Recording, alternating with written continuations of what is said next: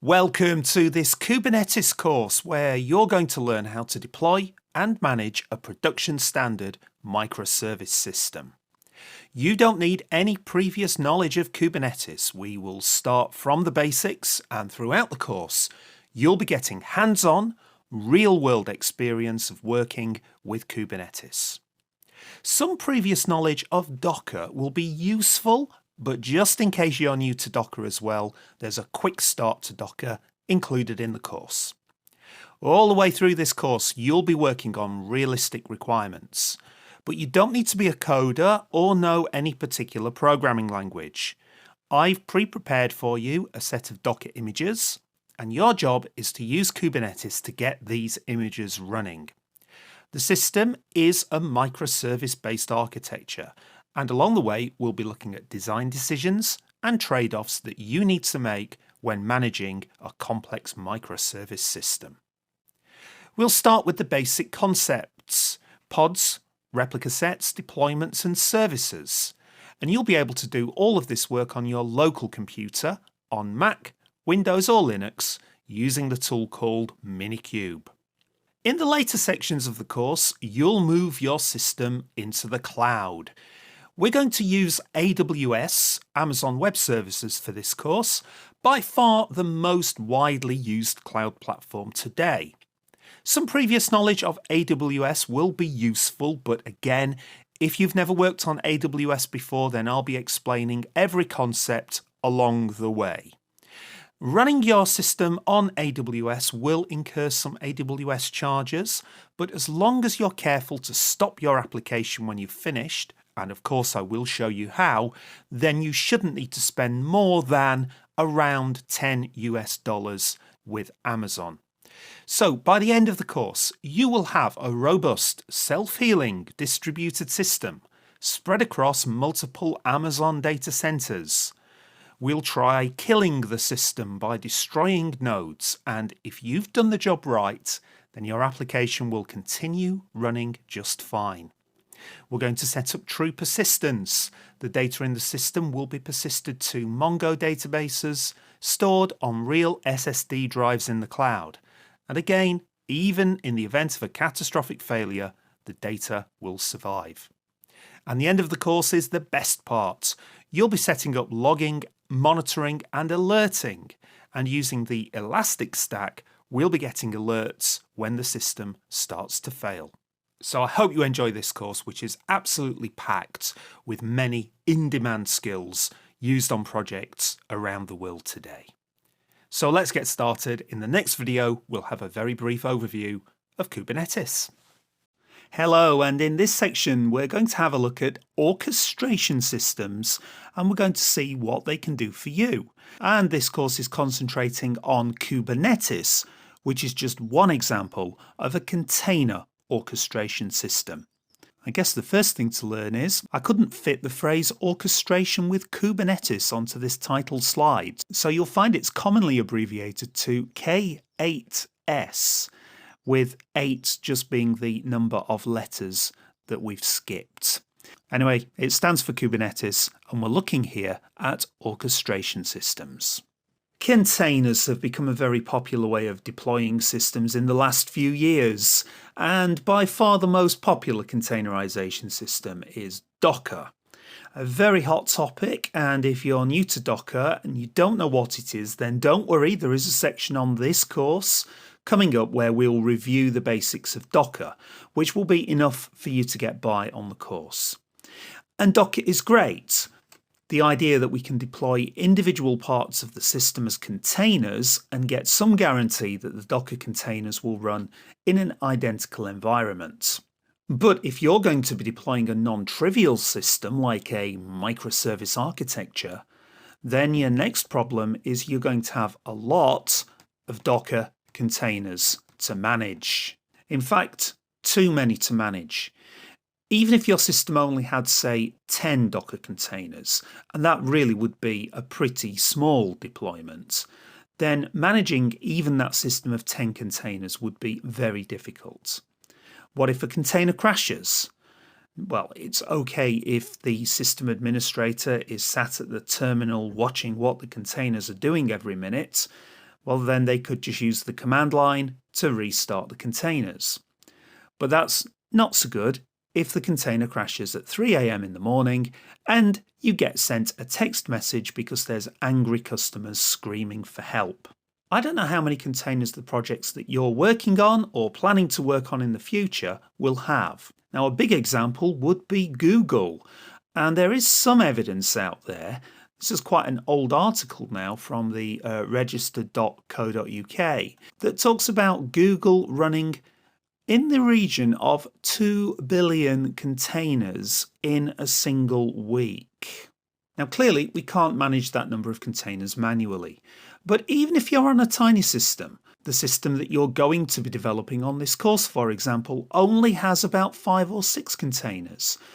Even then, you would still need some kind of automatic help to manage your system, unless you want that text message at 3 o'clock in the morning.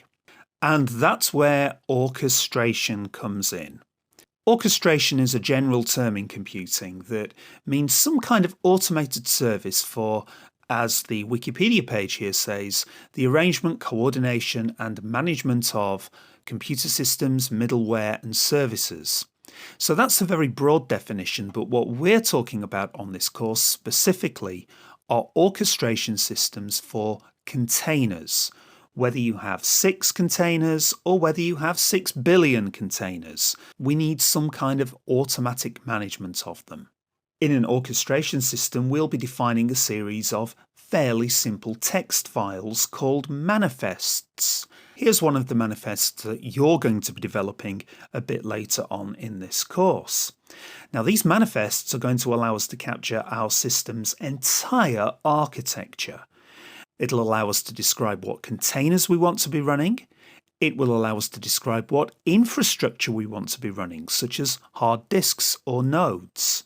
And really importantly, it will allow us to make the system robust. We're going to be able to ensure that, for example, there is always one or more instances of a particular container running at any one time. And even if there's some kind of catastrophe, which means containers have crashed, then the orchestration system will be responsible for restoring the system back to its healthy state, with no intervention required from an administrator. Now, if you're on this course, you're probably going to be working in the cloud. And the cloud, of course, brings lots of complications of its own. We're going to need things like load balancers, external hard drives, security configurations, and so on. And again, this is something that can be handled by our orchestration system. Towards the end of this course, you'll be taking these manifest files that you've developed locally and you'll transfer them to the cloud. Now, I'm going to be using AWS, Amazon Web Services for the course, but the orchestration system will run just fine on Azure, Google Cloud, or other cloud providers, or bare metal if you're wanting to manage the hardware yourself. And Kubernetes, of course, is one example of a container orchestration system. And as I'm recording this today, it's by far the most popular and commonly used container orchestrating system. Now, as it happens, it has originated from Google and so presumably has been used to manage their multi-billion container deployments. Kubernetes is now actually independent of Google. It's managed by an organization called the Cloud Native Computing Federation.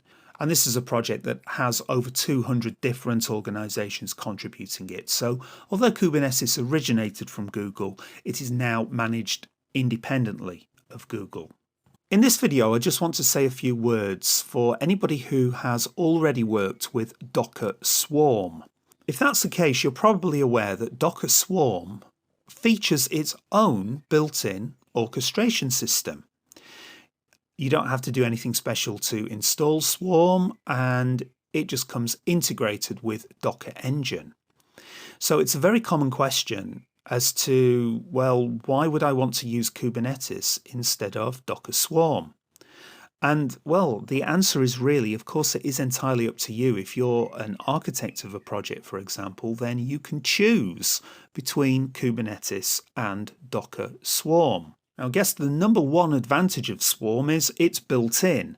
And I have to admit that Docker Swarm I've found is quite a bit simpler to work with than Kubernetes.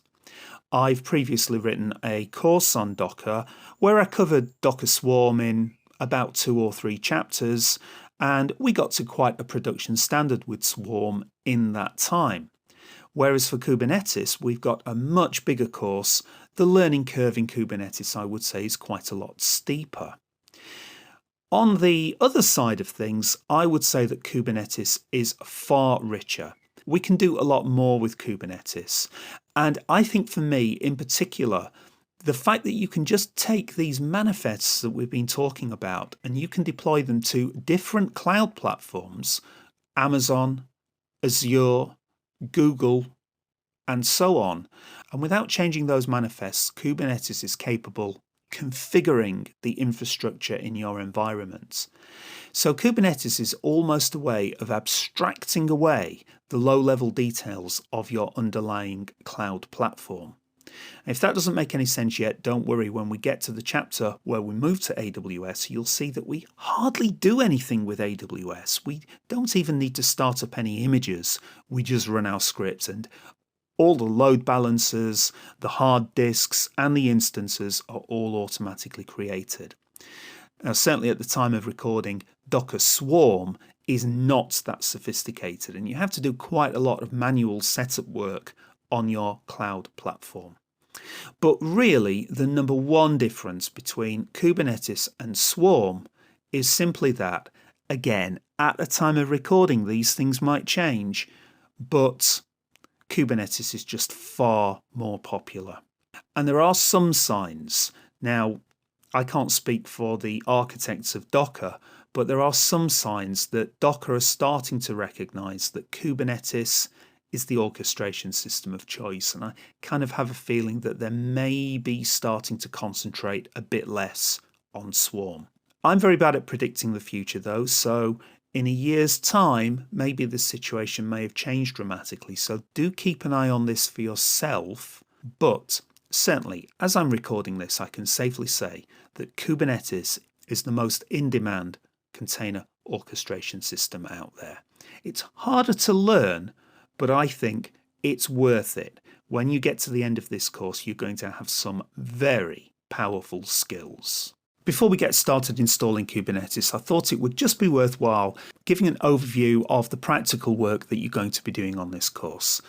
This course is a very practical course. We're not going to waste hours going through all of the commands that Kubernetes supports, and I'm not going to go into the deep details of the Kubernetes internals. This course is designed for developers or DevOps engineers, or anybody who is planning to use Kubernetes in a production environment. So it's a use case driven course, and I'm going to be giving you scenarios similar to those that you're likely to meet in real life. In all the videos, I hope you're going to follow along with what I'm demonstrating on the screen.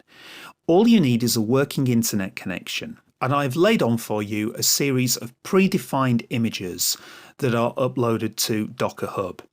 For that reason, you don't need to know any of the details of the coding that went into building these images.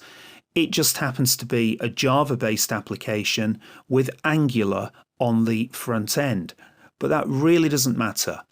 Our job is to take these images and assemble them together using Kubernetes manifests to build the most robust system that we possibly can.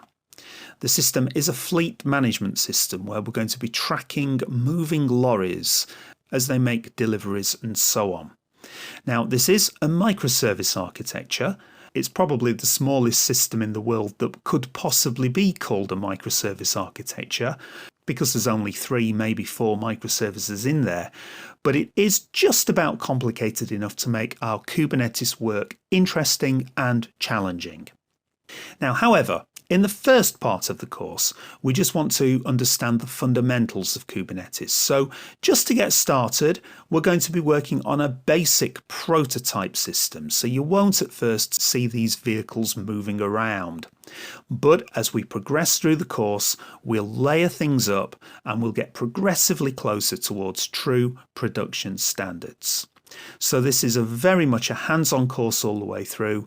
Do follow along, and if you have any problems along the way, do ask questions. I would hate you to get stuck. So the end goal of all of this is you will get it deployed to the cloud, but the cloud's for later. In the upcoming sections of the course, we're going to set up the manifests locally. And so we need a local version of Kubernetes, which is called Minikube. Now, installing Minikube can be quite a challenge, so we're going to address that in the next section. I'll see you there. Well, by far the hardest thing about working with Kubernetes is getting it installed onto your local development machine. When I first used Kubernetes, I remember wasting something like a week just getting it started. Now, don't let me frighten you away here. I'm just saying that just so that you know if you have problems, you are not alone. It's not something that you're doing wrong. Kubernetes is a pretty complicated environment, and it is really intended to be running on clusters of Linux computers in the cloud. And to run it locally on your own computer is quite a significant challenge. So there are so many different operating systems and so many different configurations that you can have. I can't record every single step along the way. So instead, I'm going to point you to the reference documentation, and I'm going to give you as many hints and tips as I possibly can. If you have any problems, do ask questions, and I'll do my best to get you through this. So much later in the course, we will install Kubernetes to a full development cluster in the cloud. But for the first part of the course, it's much better to have Kubernetes installed on your local computer. As I say, it's not easy to do that, but it's a worthwhile process. And what we do is we install a kind of a cut down version of Kubernetes, which is intended for local development.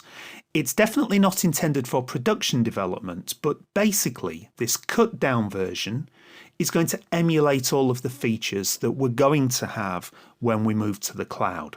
And this local version is called Minikube. Now, you will find full installation details at the URL you can see here.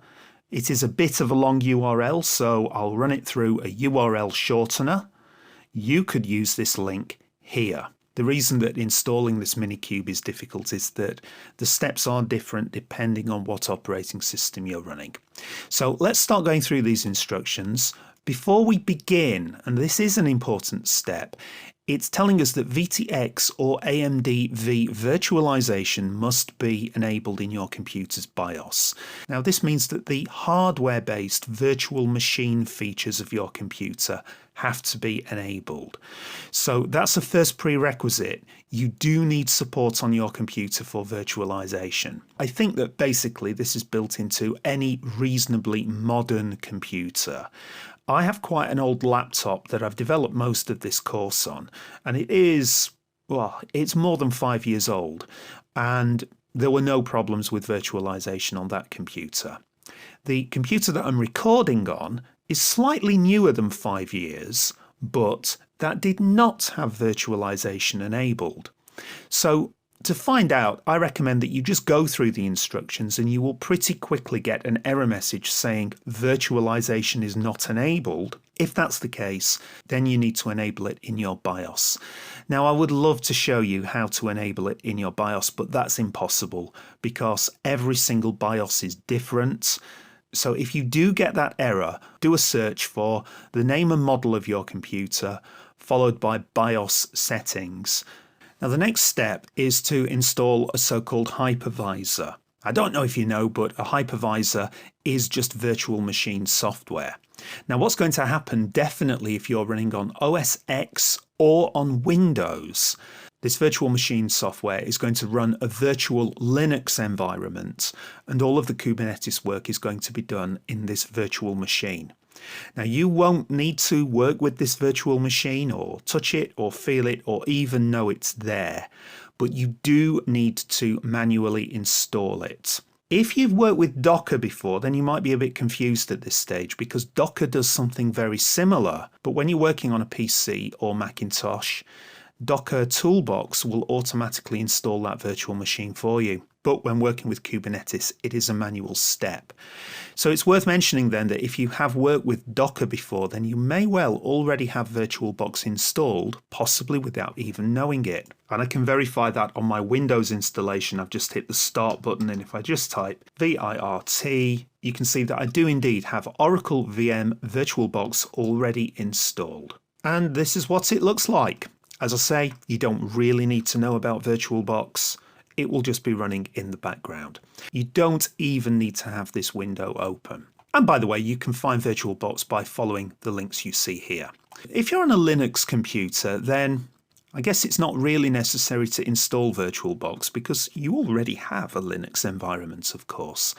And as they say here on this note, when we come to run Minikube, if we ever get there, then you can add an option which says don't use a virtual machine. So if you're on Linux and you don't want to go to the bother of installing VirtualBox, then do try that option. Now, of course, there are lots of different Linux distributions out there. And the problem is you might have an incompatibility between your distribution and the one that Minikube is expecting. So I would say actually for that reason, even if you're on Linux, I would probably install VirtualBox. So then you know you have exactly the same environment as everybody else. Now there is a problem if you are running Windows 10 Professional. They're giving you an option here of either installing VirtualBox or installing Hyper-V. Now Hyper-V is the built-in virtual machine environment that is only present on Windows 10 Professional. If you've got Windows 10 Home, then this is not available to you. Now that's quite confusing and complicated, so for that reason I'm going to record a separate video where I talk about why you may or may not want to use Hyper-V. If you're on Windows 10 Professional, do watch the next video. Now for OS X 10, they're giving you some other options here, HyperKit and VMware Fusion. I would recommend you stick with VirtualBox for the course so that you have the most similar environment to me as possible. So we've got this far. By now you will have installed a hypervisor. And as I say, Windows 10 Professional, watch the separate video. But now the next job is to install two command line tools, one called kubectl and one called Minikube. And very quickly, kubectl is the controller program for Kubernetes. We're going to use this program to issue pretty much all of the commands that we're going to be issuing to Kubernetes for the rest of the course will be issued through kubectl. And as we've mentioned, Minikube is a kind of cut down version of Kubernetes for running on development computers. So this is an extra video for anybody running on Windows 10 Professional. And as I mentioned in the last video, you have a choice. You can either run with VirtualBox, which is basically what everybody else is doing, or you can use the advanced built-in virtualization features that are present in your operating system, and that's called Hyper-V. So which do you go for? Well, the first thing to say is that I think by default on Windows 10 Professional, Hyper-V is not enabled. Now, unfortunately, I don't have a Windows 10 Professional computer, so I can't show you all of this, but I can show you the web page here. Now, you can find out if Hyper-V is enabled by right-clicking on the Windows button, select Apps and Features, select Turn Windows Features on or off, and then you'll get this pop-up window here, and then there may or may not be a tick box alongside Hyper-V.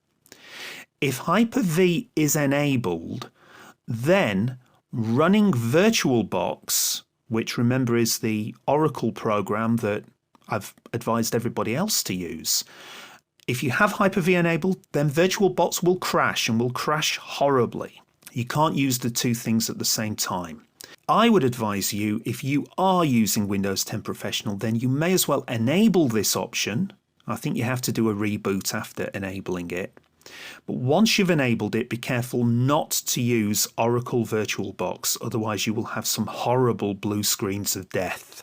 Now, after enabling Hyper-V, there are some further steps that you will need to carry out. Again, I can't demonstrate this, so I'll point you to the blog, the URL you can see here. Again, here's a shortened version of that URL. And if we go a little further down, this is how to set up Kubernetes on Windows 10. Now, they haven't mentioned Professional, but this really is just for Windows 10 Professional. So as you know, virtualization must be enabled in the BIOS. We've already done the switching on of Hyper-V. And then going a little further down, we're going to be installing Minikube in the next video. But there is an important step here. Now, because I don't have Windows 10 Professional, I'm not familiar with the reasons for needing this. So I'm really just parroting this back to you. But they're telling us you need to set up a new external network switch. And the steps are as described here. It's a simple process of creating a new virtual switch manager and fill in the values as they suggest here. So if you can do the same, and then when we go down towards the bottom, when we start up Minikube in the next video, then you're going to need to include some extra command line arguments. You need to specify the virtual machine driver, which is going to be Hyper-V, and you also need to specify a parameter saying what the name of that switch is that you've just created. So some awkward little steps there, but I suppose the point of all of this is that you're using the native support for virtualization on your computer, and I guess therefore it's going to end up being a more efficient process in the long run. I'm sorry it's quite complicated, but I hope you managed to get through this. If you do run into problems, do ask me a question. I'll do my best to answer if I possibly can. So that's Windows 10 Professional. So by now you should have either VirtualBox installed if you're on OS X or if you're on Windows, except for Windows 10 Professional, where you've probably by now got Hyper-V set up. Wow, well, I think that's the worst of it over now. The job now is we need to install these two command line tools called kubectl and Minikube. Let's start with kubectl. And the instructions can be found by following the link here. Now, kubectl is just a standalone program. There's no complex installation process required here. It's just a single file that we're going to need on our computer's path. So there's a lot of instructions here. And you can, if you want, use a package management system, such as apt-get if you're running on Ubuntu and Debian. You can use Yum if you're running on CentOS or Red Hat. And if I go a little further down, if you're on Mac OS, you could use Homebrew. Brew install kubectl should do the job. And if you're on Windows, you can use the Chocolatey package manager. I don't personally use that myself. Having said all of that, if you go further down, it's just a file that you need to download. So you can, if you want, just download this file directly and put it into a folder somewhere. So there are some instructions on how to do that on Mac OS. You're going to do a curl in a terminal window, and then you need to make the binary file executable and put it into your path. So just follow steps 1, 2 and 3 here on Mac OS. Pretty much the same process on Linux. You really don't need a package manager to do this. And finally for Windows, well, you might not have curl installed. So no problem. It's a simple case of following this link. In fact, that's exactly what I'll do here on the video. So that's kubectl.exe downloading. So all I've done on my Windows installation is I've made a folder called Cube. It really doesn't matter what you call that folder. You can put it anywhere. I have it on the C drive, and I've put the kubectl.exe file into that folder. Now this folder will need to be on your path. If you followed the instructions on Mac and Linux, you'll have put this file into a folder that's already on your path. So you only need to do this if you're on Windows. I'm going to right click on the PC, go for Properties, and then Advanced System Settings, and then click on Environment Variables, and you are looking for the variable called Path. If there isn't one there, then create one with New. I already have it though, so I'll click on Edit, and you can see there I already have an entry for C:\cube. You'll need to click that by clicking on New and just add in C:\, and whatever you've called that folder. Now we need to check this. If you are on Mac or Linux, then you'll just be using your regular terminal window. If you're on Windows, you can use the regular command prompt for this course, I guess. You can get that by Windows and R and then in the open box, cmd, and we can check kubectl with kubectl, and you should get a list of all of the commands supported by kubectl. I don't really recommend the command shell for working on Windows. I'm going to be using Cygwin for the rest of this course, which is a far superior command shell and will support lots of Linux style commands. So kubectl in there, and yes, that's responding correctly. If you want to try Cygwin for yourself, then you can find it from cygwin.com. And there's a regular Windows installer here. So hopefully by now you have kubectl installed. The next job, if we go back to the manual here, we'll go back. The next job after installing kubectl is to install Minikube itself. This is the cut down version of Kubernetes for a development computer. Follow the link to the latest release. Now, at the time of recording, the version of Minikube is 0.27.0, and this is released fairly frequently, so by the time you watch this, there will probably be a higher version number here. The first thing is there's a list of these assets here, which is all quite bewildering, and which one of these do you need to download? But if you go a little further down, there are some instructions on how to install. So pretty much as before, for OS X and Linux, you are going to be simply curling it to download, chmodding it to make it executable, and then moving it into the path. So just copy that line on OS X or Linux and paste that into your terminal. I wouldn't bother with Linux package managers, to be honest. Now, if you're on Windows, what you need to do is download the Minikube Windows AMD64.exe file. Bit confused by that. I'm not sure why there isn't an Intel version, but it seems to work. So that applies to me. I need to download this, and then we need to rename it to Minikube and add it to the path. Now that will be easy. We'll just put it in the same folder that you put kubectl. So there's no link there. I'll need to find it from here. Minikube Windows AMD64. There it is. I'll let that download off camera. A final note, there is an installer available for Windows. I'll be honest, I've never used it. I'm a little bit suspicious of complicated installers. It's really not needed. This is a simple file. So that's downloaded then. I need to rename this file though to minikube.exe, and be sure that you do have the executable extension.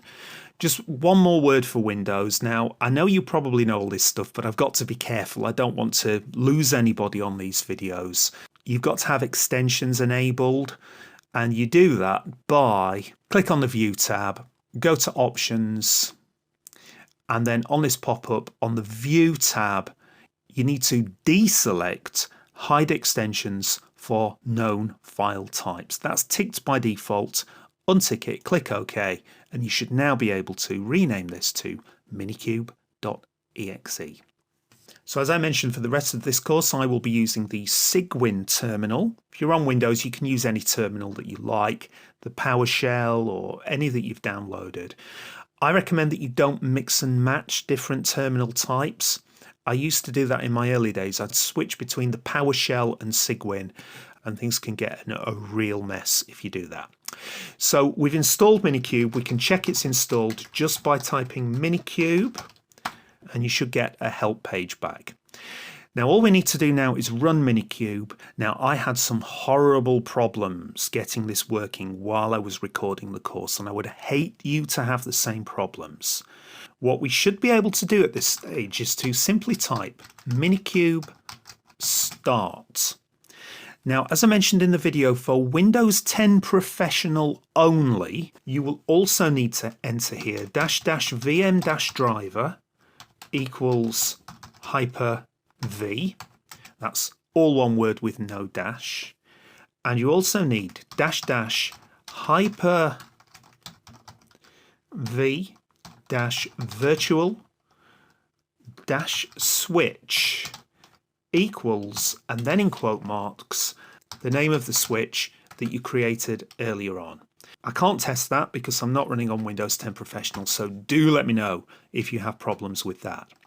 But for the rest of you, in theory, it should be sufficient to simply type Minikube start. So let's try that.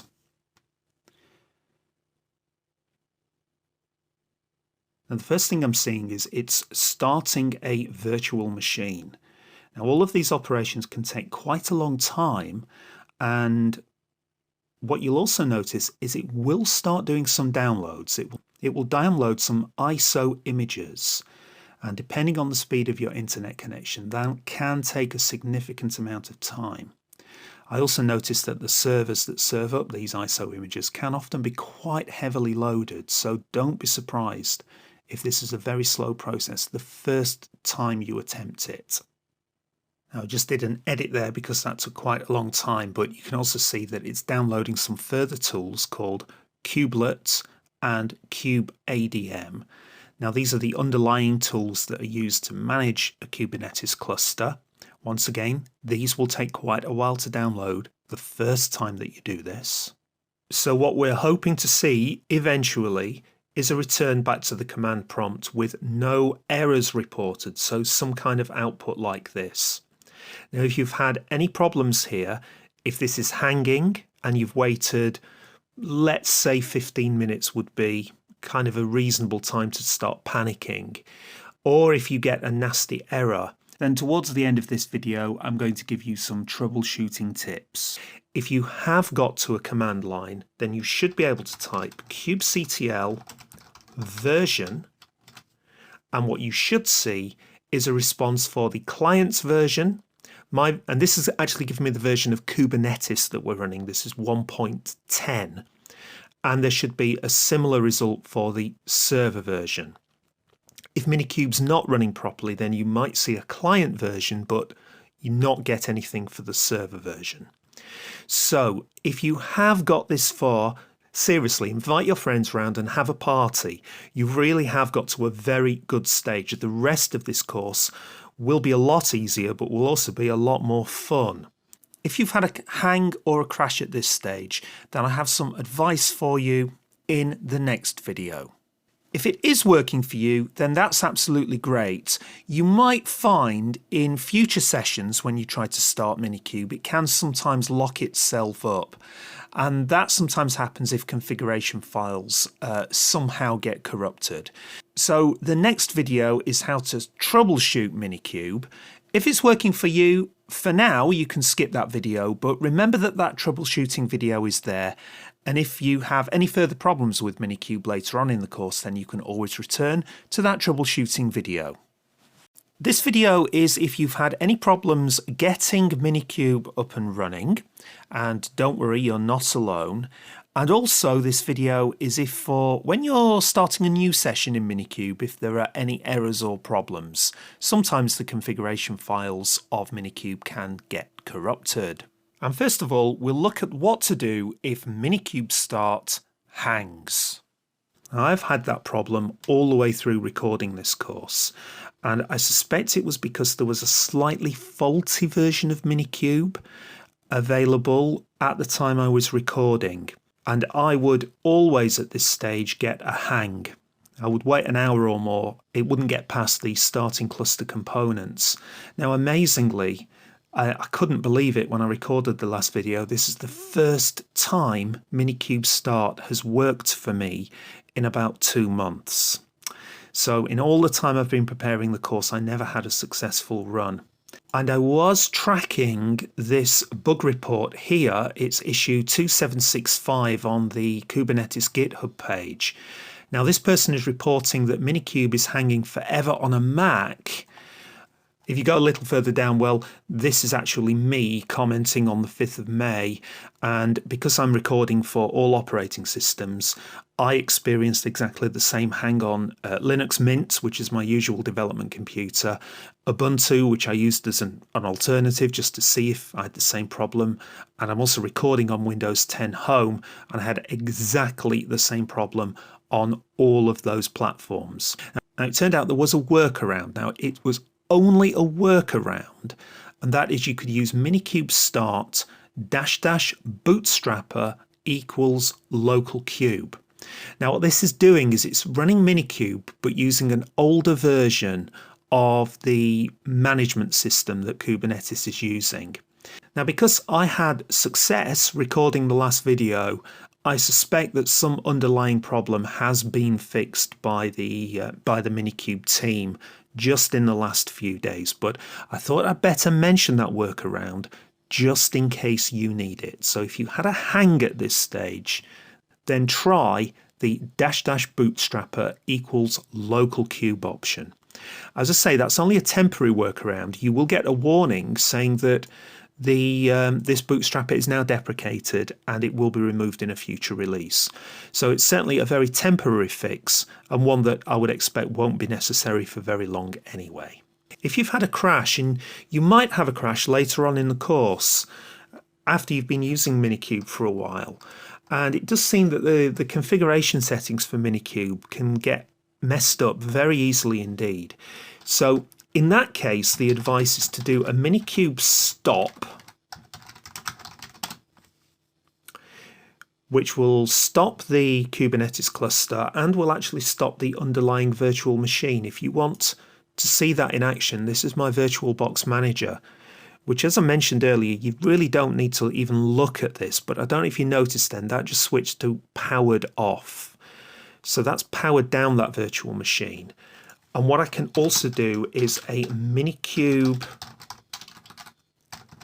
delete, and I'll pull that to the front. Can you see that that's actually removed the virtual machine from VirtualBox Manager? And then you might want to try doing Minikube. That can sometimes sort of unblock Minikube problems.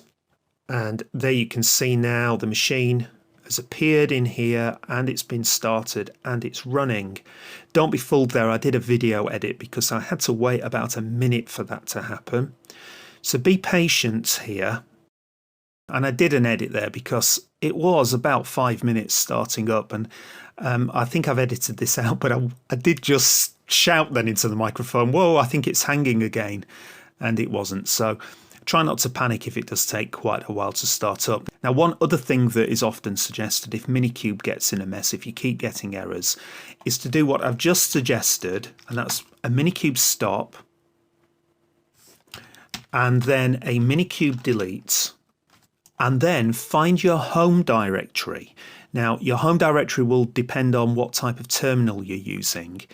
If you're using the regular command terminal, then you'll find your home directory under your C drive, under users, and then your username, and you're looking for a folder called .minikube and .cube. Delete both of those folders. If you're running on Cygwin, then it will be in a different location. It will actually be in the Cygwin directory itself on the C drive, then in the home directory, then your username, and then you should find a .minikube folder and a .cube folder.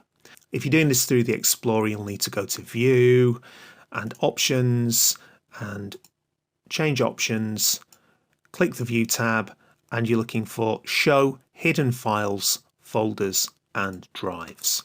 So you can delete the Minikube folder and the cube folder, and that has basically wiped away the entire Minikube operation. And you can now try starting again, and it will go all the way back to the beginning. It's going to have to download all of those ISOs, but I've needed to do that probably, I would say, 10 times whilst researching this course. Sometimes things get messed up and you just need to get all the way back to the start. So there's a few tips on how you can get started. If you really are completely stuck at this stage, I feel for you. I have been there. Everybody else has been there as well. Don't feel you're doing something stupid, because you're really not. If you're completely stuck, then do ask me a question. I can't promise to get everybody up and running because I can't see your computer, and there are so many combinations of different operating systems and virtualization systems. It really is a bit of a nightmare for everybody, but I hope one way or another you get through this and you do get Minikube running. Good luck. This section is for anybody on the course who has not used Docker before. If you have used Docker before, then you can safely move on to the next section. So if you're still here, then you're new to Docker. Now, I have previously written a Docker course, which I recommend you get hold of and watch. Well, of course I would say that, but if for some reason you want to get started straight away with Kubernetes, then we can at least in this section do a quick overview to get you started on Docker, so there's no mystery in the later sections. Now, Docker enables us to create so-called containers, which are self-contained environments containing a complete Linux distribution, such as Ubuntu, and any application that you want to deploy. Now, the idea is that because these containers are complete, you can take a container and deploy it straight to a server or your own desktop computer, any computer really, and you know that that container will run in exactly the same way anywhere you run it, as long as Docker's installed. So the pain that Docker is trying to get rid of is, well, you all know that feeling when you're trying to install some piece of software, like, I don't know, you're installing a web application that someone has built for the first time, and it won't run for you because maybe you haven't got the right server installed. Perhaps you need to have Nginx or Tomcat or whatever installed. And maybe you do have those things installed, but you've got the wrong versions. Maybe the software you're trying to deploy was written in Java, but you've got the wrong version of Java. And the same goes for Python. I've always got the wrong versions of Python when I'm trying to run a Python program. Or there's some environment variables that you've got to set, and so on and so on. And I'm sure you've all been there. So in Docker, we have this concept of a container, and the container is going to contain all of the dependencies that are required to make your application run contained inside that container. And the theory is we could hand that container over to any other developer on any other computer, and as long as they have Docker installed, then it will run in exactly the same way everywhere. So to summarize that, Docker is trying to get rid of that problem where you hear somebody saying, well, it ran okay on my computer, I don't know why it's not running on yours. Now, there are two big concepts in Docker, and those concepts are the containers that I've mentioned before and images. And to be honest, in the last little speech I've done, I was sort of mixing up the concept of images and containers. And it is kind of important that you understand the difference between the two, especially when you start working a bit later on in Kubernetes. For me, really, it's images that are the most important concept. And an image is a definition of a container. You can think of an image as being a binary file that contains all of the software and things like environment variables and general settings that the container will need to run. Let's say I'm a developer and I've been tasked with building a new website, and I have decided to build it using Tomcat, Nginx, and Java. Now, you don't need to be a Java developer to do this course. I'm just using that as a working example. It could have been Python, it could have been Go. It really doesn't matter what that is. But I can tell you, as Java developers, we tend to build these things called WAR files, which is an entire website sort of zipped together into a single file. If I were a developer delivering this website to somebody else who's maybe in charge of deploying it to a server, I'd probably give them the WAR file, but I would expect them to configure Java, to configure Tomcat, and to configure Nginx, and they'd have to get all of that correct. The difference with an image is I, as the developer, can package everything that is needed, every single dependency required to make that application run. And the idea then is I can pass the image across to the deployer, and they just have to run that image. So when we run an image, now an image is quite a big binary file, but when we run that image, then the running image we call the container. And that's the difference. A container is an instance of a Docker image. Now, one of the really great things about the Docker ecosystem is that when we've built these images, we can publish them so that they're easily available for other people to use.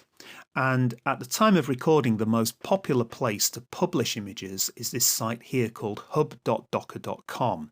Now, if you do my Docker training course, then you will create for yourself an account on Docker Hub and you'll be publishing your images. But for this course, what we're going to be doing is we're going to be using some images that have already been published. This is my account at hub.docker.com. And you can see here that, well, at the time of recording anyway, I've got 5 different images, and any developer in the world now can take these images and they can run them as containers on their own deployments. So I think a great way of demonstrating Docker is for you to get some hands-on experience. But of course, the first problem is if you're new to Docker, as you are if you're doing this section, you have probably not got Docker installed. You can very easily verify this. Open up a terminal window, doesn't matter if you're on Windows or Linux or Macintosh, and type the command docker. Yeah, and there's a very good chance that it won't be able to find a Docker command because of course you haven't installed it. Now it might be that you do get a response from typing the Docker command. Maybe you've installed it in the past for some reason. If that's the case, then stay with this video because I need to show you how to run the Docker server. That's coming up in a couple of minutes. But if you're in the position where the command is not found, of course, you're going to need to install it. And I think it's fair to say that Docker is probably a bit easier to install than Kubernetes was. So you've gone through the pain already of installing Kubernetes, so I assume this is going to be relatively straightforward for you. You can get Docker from the URL docker.com/get-docker. There's 2 editions. There's an enterprise edition, which is sort of Docker trying to create a commercial environment around Docker. But there's always going to be a community edition, which is free, open source, and is production standard. Don't think it's in some way a cut down version of Docker or anything like that. It doesn't have some tools that the enterprise edition has, but there's nothing wrong with the community edition. And they have changed this quite recently. You do now need to follow this link to get Docker from the Docker store. Everything has a store these days. Follow the link to download and choose your operating system. If you're on Windows, and I will follow the Windows link here, it's exactly the same story as it was for Kubernetes. If you're on Windows 10 Professional, then you will download Docker for Windows, Docker Community Edition for Windows, using the link here. But if you're on a previous version, and I'm on Windows 10 Home Edition, then you need to follow the link to Docker Toolbox. For Macintosh, it's a similar story, and I'm just using a caption here from my previous Docker course. If you're on Mac on Yosemite 10.10.3 or above, then you will get the Docker for Mac, which uses a native virtual machine environment. If you're on an older version, then you're going to be getting Docker Toolbox. Now, once you have gone through the installation process, the difference now should be when you type the Docker command. I'm going to do a video edit here because it's taking a long time for me. It's clearly hanging. I did eventually get a response, but it did take a very long time to respond. Now, the reason for that long pause is Docker was trying to connect to the Docker server. The idea is that on your local computer, you have a daemon process running in the background that is doing all of the Docker work. And you need to have that running in order to do any work with Docker. Let me show you one of the most common Docker commands, which is docker image ls. That's saying, give me a list of all of the images that I have downloaded to this computer. Now, I think you'll find if you run that command, there will be a long pause. It's trying to connect to your Docker server. And yeah, it was well over a minute for me before I got this error during connect. Now, can you see that it's clearly trying to connect to some kind of IP address somewhere? I think it's worth explaining what's going on here on a caption. Now, what's happening here is that the Docker command line, this is where you were entering that Docker command, is trying to connect to Docker itself, which typically you run as a separate daemon process.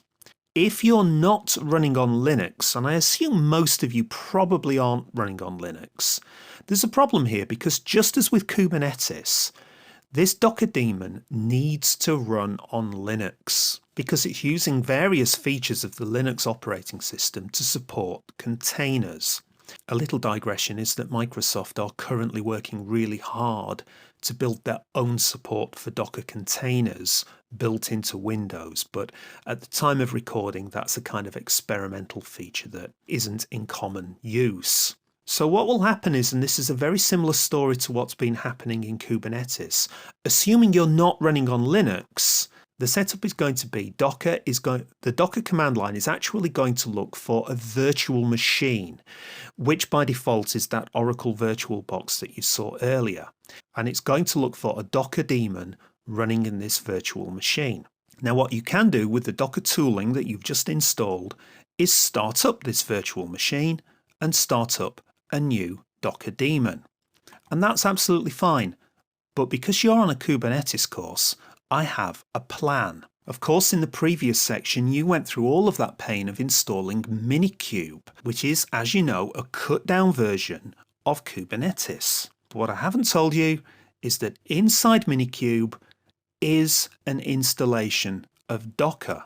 It has a Docker daemon running just fine. So what we can do, and this is just a little bit of a trick that I often use, if we're already running Minikube, then we might as well tell the Docker command line to use Minikube's version of Docker to do our work. So it's a neat little trick.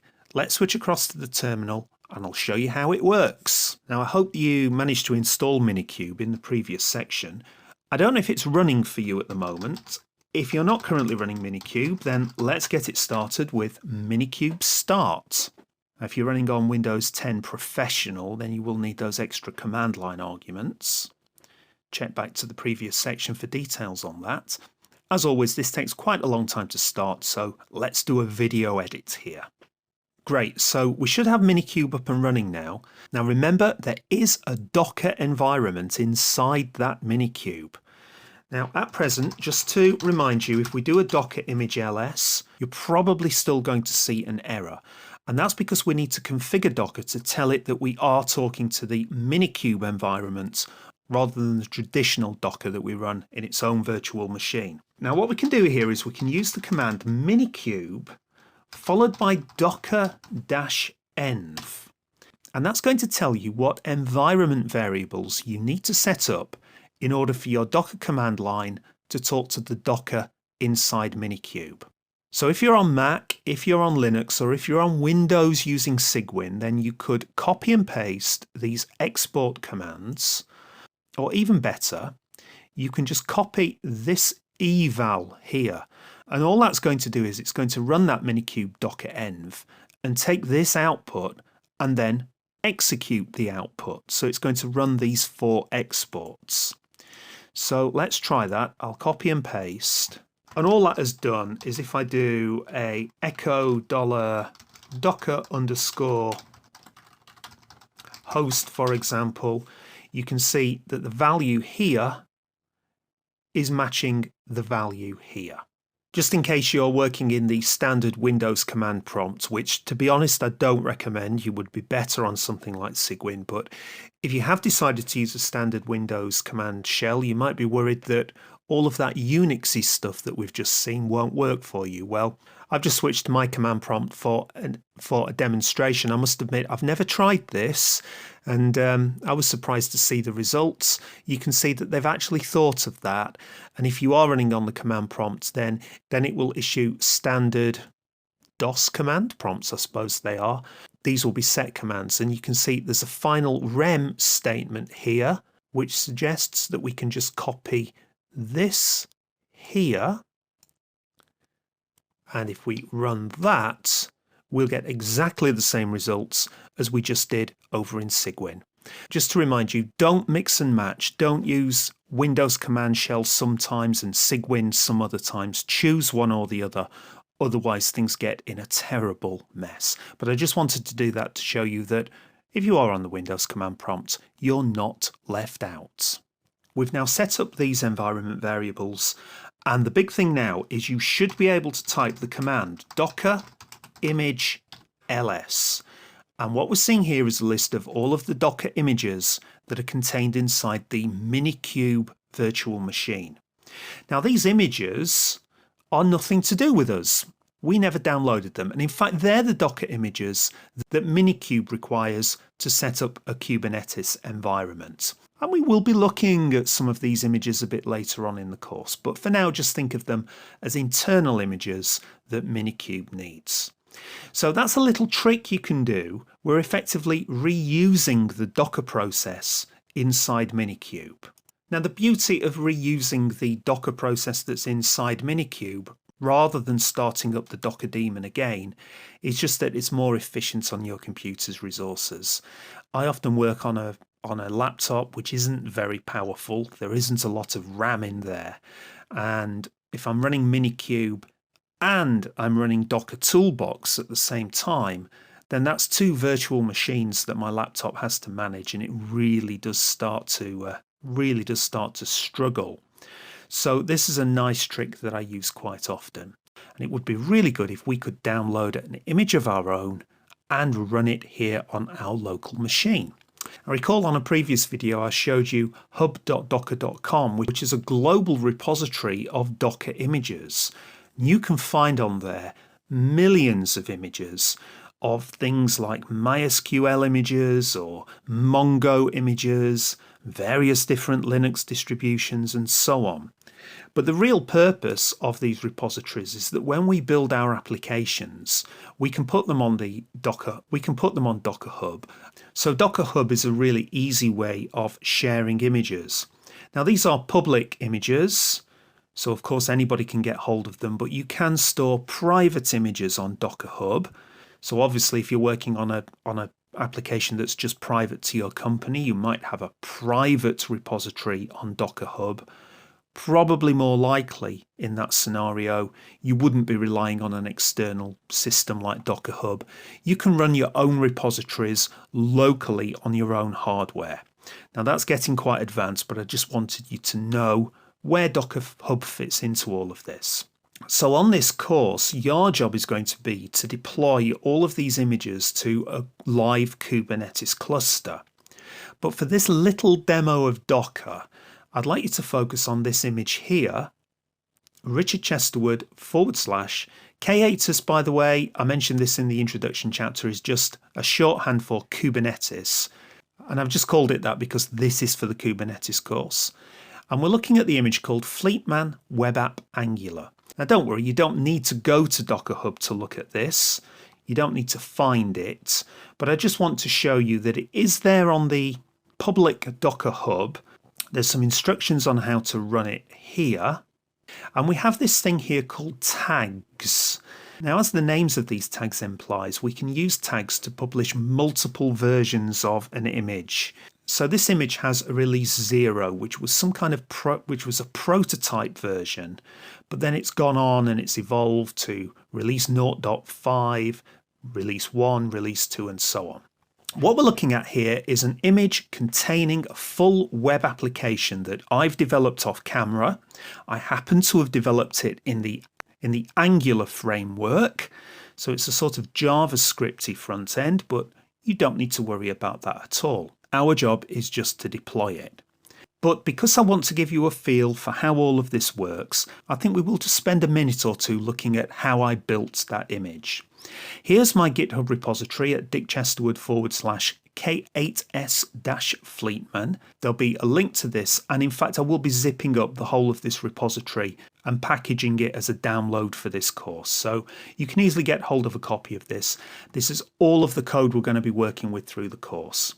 And if I follow the link through to K8s Fleetman Web App Angular, what I want to show you is this is quite a big repository, lots of files in there, but there is one key file in there called the Docker file. Now the Docker file is the way that we build Docker images. This file is describing exactly what I as the programmer want to package inside this image. So I'll just pick a few things out of here. It's based on an Nginx image. Now, I don't know if you're familiar with Nginx. It's a very commonly used web server. I'm using that to serve up the files in this application. Now, I certainly won't worry too much about what these run commands are, but this line here, line 14, is quite important. This is where I'm copying all of the files in my Angular program into the image. So that's an important thing. Although this Docker file is only 22 lines long, the final image that's built from this is going to be several megabytes. It's going to be a fully contained application. We really don't need to worry about how to build Docker files on this course. Once again, if you're interested, do check out my Docker course. But once I built that image, I've published it up on the Docker Hub site. Now, the challenge for this chapter is we want to deploy the version called Release 0-5 onto your local computer. How do we do that? Well, the first thing we can do, in fact, this turns out to be an optional step. I'll explain why in a moment, but it's good to try it anyway. The first thing we can do is we can download that image onto our local computer using the command docker image pull, followed by the name of the image that we want. The name of the image is the name of the repository, Richard Chesterwood. That's my name, that's my repository. It's effectively my account name on Docker Hub. So Richard Chesterwood, all one word. I am sorry about this long name. A bit awkward to type. K8s-fleetman-webapp-angular. But don't press return just yet, because we need to specify that we want a particular release. And for us, it's the release 0-5. The dash there is a regular minus sign. To be honest, I don't know why I did that. I don't know why I didn't use a dot. I think it was late at night when I did it. So to specify the release, we do a colon and then release, and for us 0-5. Hopefully you've got a good internet connection, and if that's the case, you should see some output similar to this where it's downloading images. That was quite quick for me. It might take a little longer for you. And once you've done that, we should now be able to do a docker image ls again, and you should see in your list of images, as well as all the Kubernetes images, we now have that image. And by the way, it was a small one, this one actually, just 29 megabytes. Now the job is to run that image, in other words, to turn it into a container. And the command to do this is docker container run, perhaps not surprisingly. And then we specify the name of the image. So you know now that's Richard Chesterwood / K8s-fleetman-webapp-angular, and we still need that colon release 0-5. Don't run this just yet, but I can tell you that the previous step where we did the pull was optional, because if you do a run on a container and the image doesn't exist in your list, it will automatically go and do a pull. So I just did that pull just for illustration, really. Now, before we run this, we do need a command line option in the command. So I'm going to go back to where the run is, and we need the option -p, and it's going to be 80:80. Now that's needed because the container is containing Nginx, which is, of course, a web server running on port 80. But in Docker, if we want to be able to access the ports from the, if you like, the outside world, that's going to be our web browser, you have to publish the ports. So what this command is saying is, and let's be careful here, the number on the left-hand side is what port do we want to expose to the outside world. And that we could have chosen any port number that we like there. But internally, the traffic is going to be routed to this port inside the container. Now that has to be an 80 because that's what Nginx is running on, but we could have chosen any number here for the port number. In fact, as a demonstration, I'm going to use port 8080 there. You might want to try that as well. Now, one further command line argument that I recommend you put in here is a -d, and that will run this container in the background. If we don't do that, then the terminal will hang at this stage and we won't be able to issue any further Docker commands. So this will run things in the background. So that should be enough to run our first container from an image. Let's try it. Okay, well, the output wasn't very exciting. We've just got back quite a cryptic long string of characters here. In fact, this is a generated ID number that is going to identify the container. If you do a further command, which is docker container ls, well, we have a lot of output there.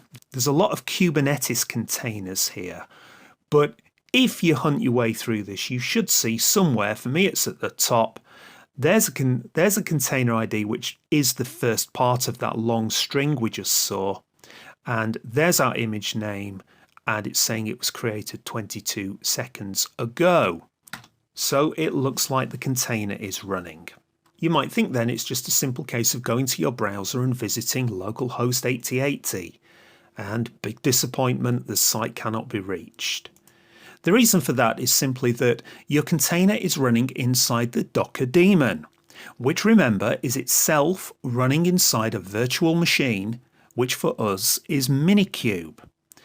Now, although of course Minikube is being hosted on your local development computer, the Minikube daemon is not going to be accessible through localhost. What we need to do is to find out what the IP address of the Minikube virtual machine is. And that's really easy to do. On the command line, you just need to type Minikube IP. And we can see now that the IP address for me is 192.168.99.100.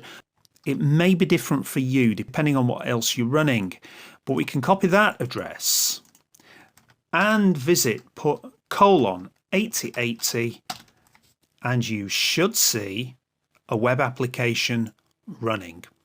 Now, this is just a prototype version of the Fleetman application that we're going to be using through this course. As you can see, it's quite basic.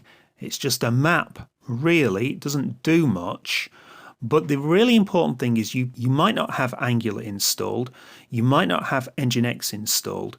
You certainly do not have the environment variables that you need to run this app, because they're environment variables specific to the app. You didn't need to think about that. You just took the image and ran it on your Docker, and hopefully it just worked. If you're having problems there, do ask me a question. So, although I do recommend, if you want to work in Kubernetes, you really probably should know Docker. I do realize that some of you, for some reason, want to get straight into Kubernetes. And I think what we've covered here is probably just about the minimum basics you need to get by. Just to close this video, I think we should do a Docker container ls again. Well, we did that before. And if you find the ID of your container, you probably just need the first 3 characters, maybe 4 characters. So for me, it's 6F0. And we can kill that container with a docker container stop, followed by, as I say, the first 2 or 3 characters of the container ID. And then we can do a docker container rm, just to save a little bit of disk space. And now, of course, that web app's not reachable. So I hope that's enough for you. We're going to take Kubernetes and build a really production quality system using what we know. So I hope that's a good tour of Docker. In this section, we're going to use Kubernetes for the first time seriously. And we're going to start with pods. And a pod is the most basic concept in Kubernetes. We're going to be talking all the way through this course about pods. Pods are so simple and so basic to Kubernetes that they're almost difficult to explain. So I'm cheating a little bit here. I'm on the Kubernetes website on the page covering pods, and they open with what is a pod. And they talk about a pod here as being a group of 1 or more containers, such as Docker containers. Remember, you can use Kubernetes in non-Docker environments, but we're using Docker. And apparently they have shared storage network and a specification for how to run the containers. Well, what does all that stuff really mean? Let's think about the work we're planning to do on this course. Our job is to deploy a microservice architecture to the cloud.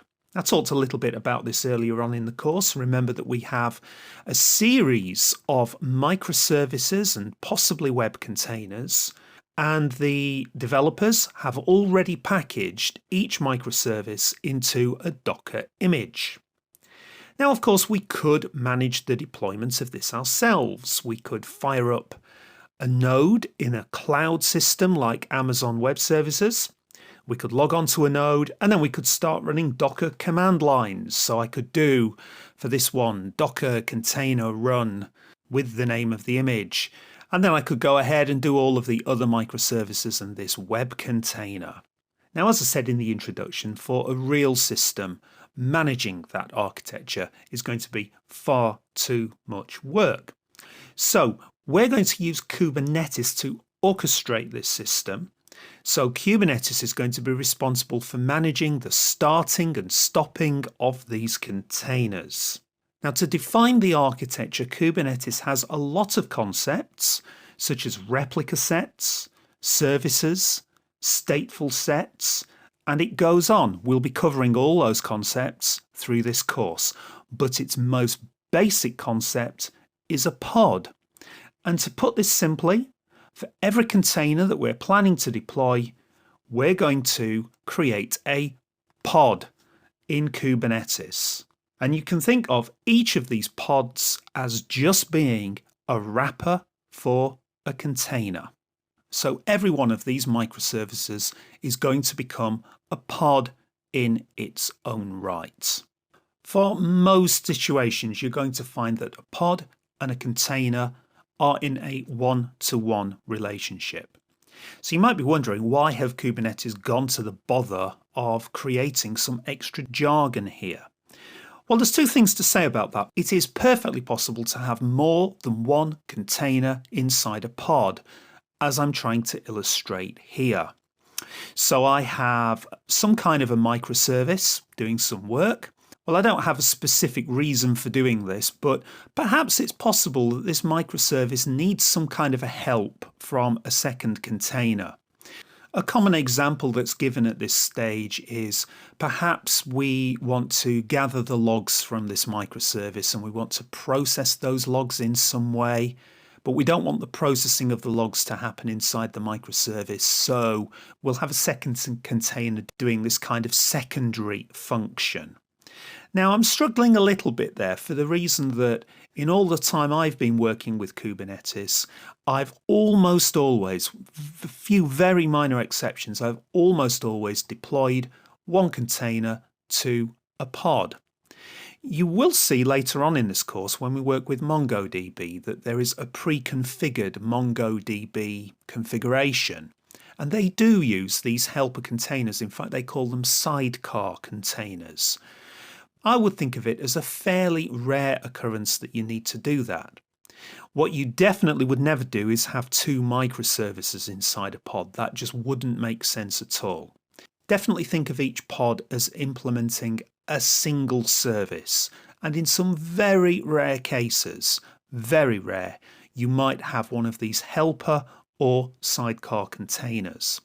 Just so that you're aware that you can have more than one container in a pod, but also so you're aware that it's not even an advanced technique, it's just something that you would only do in very specialist circumstances.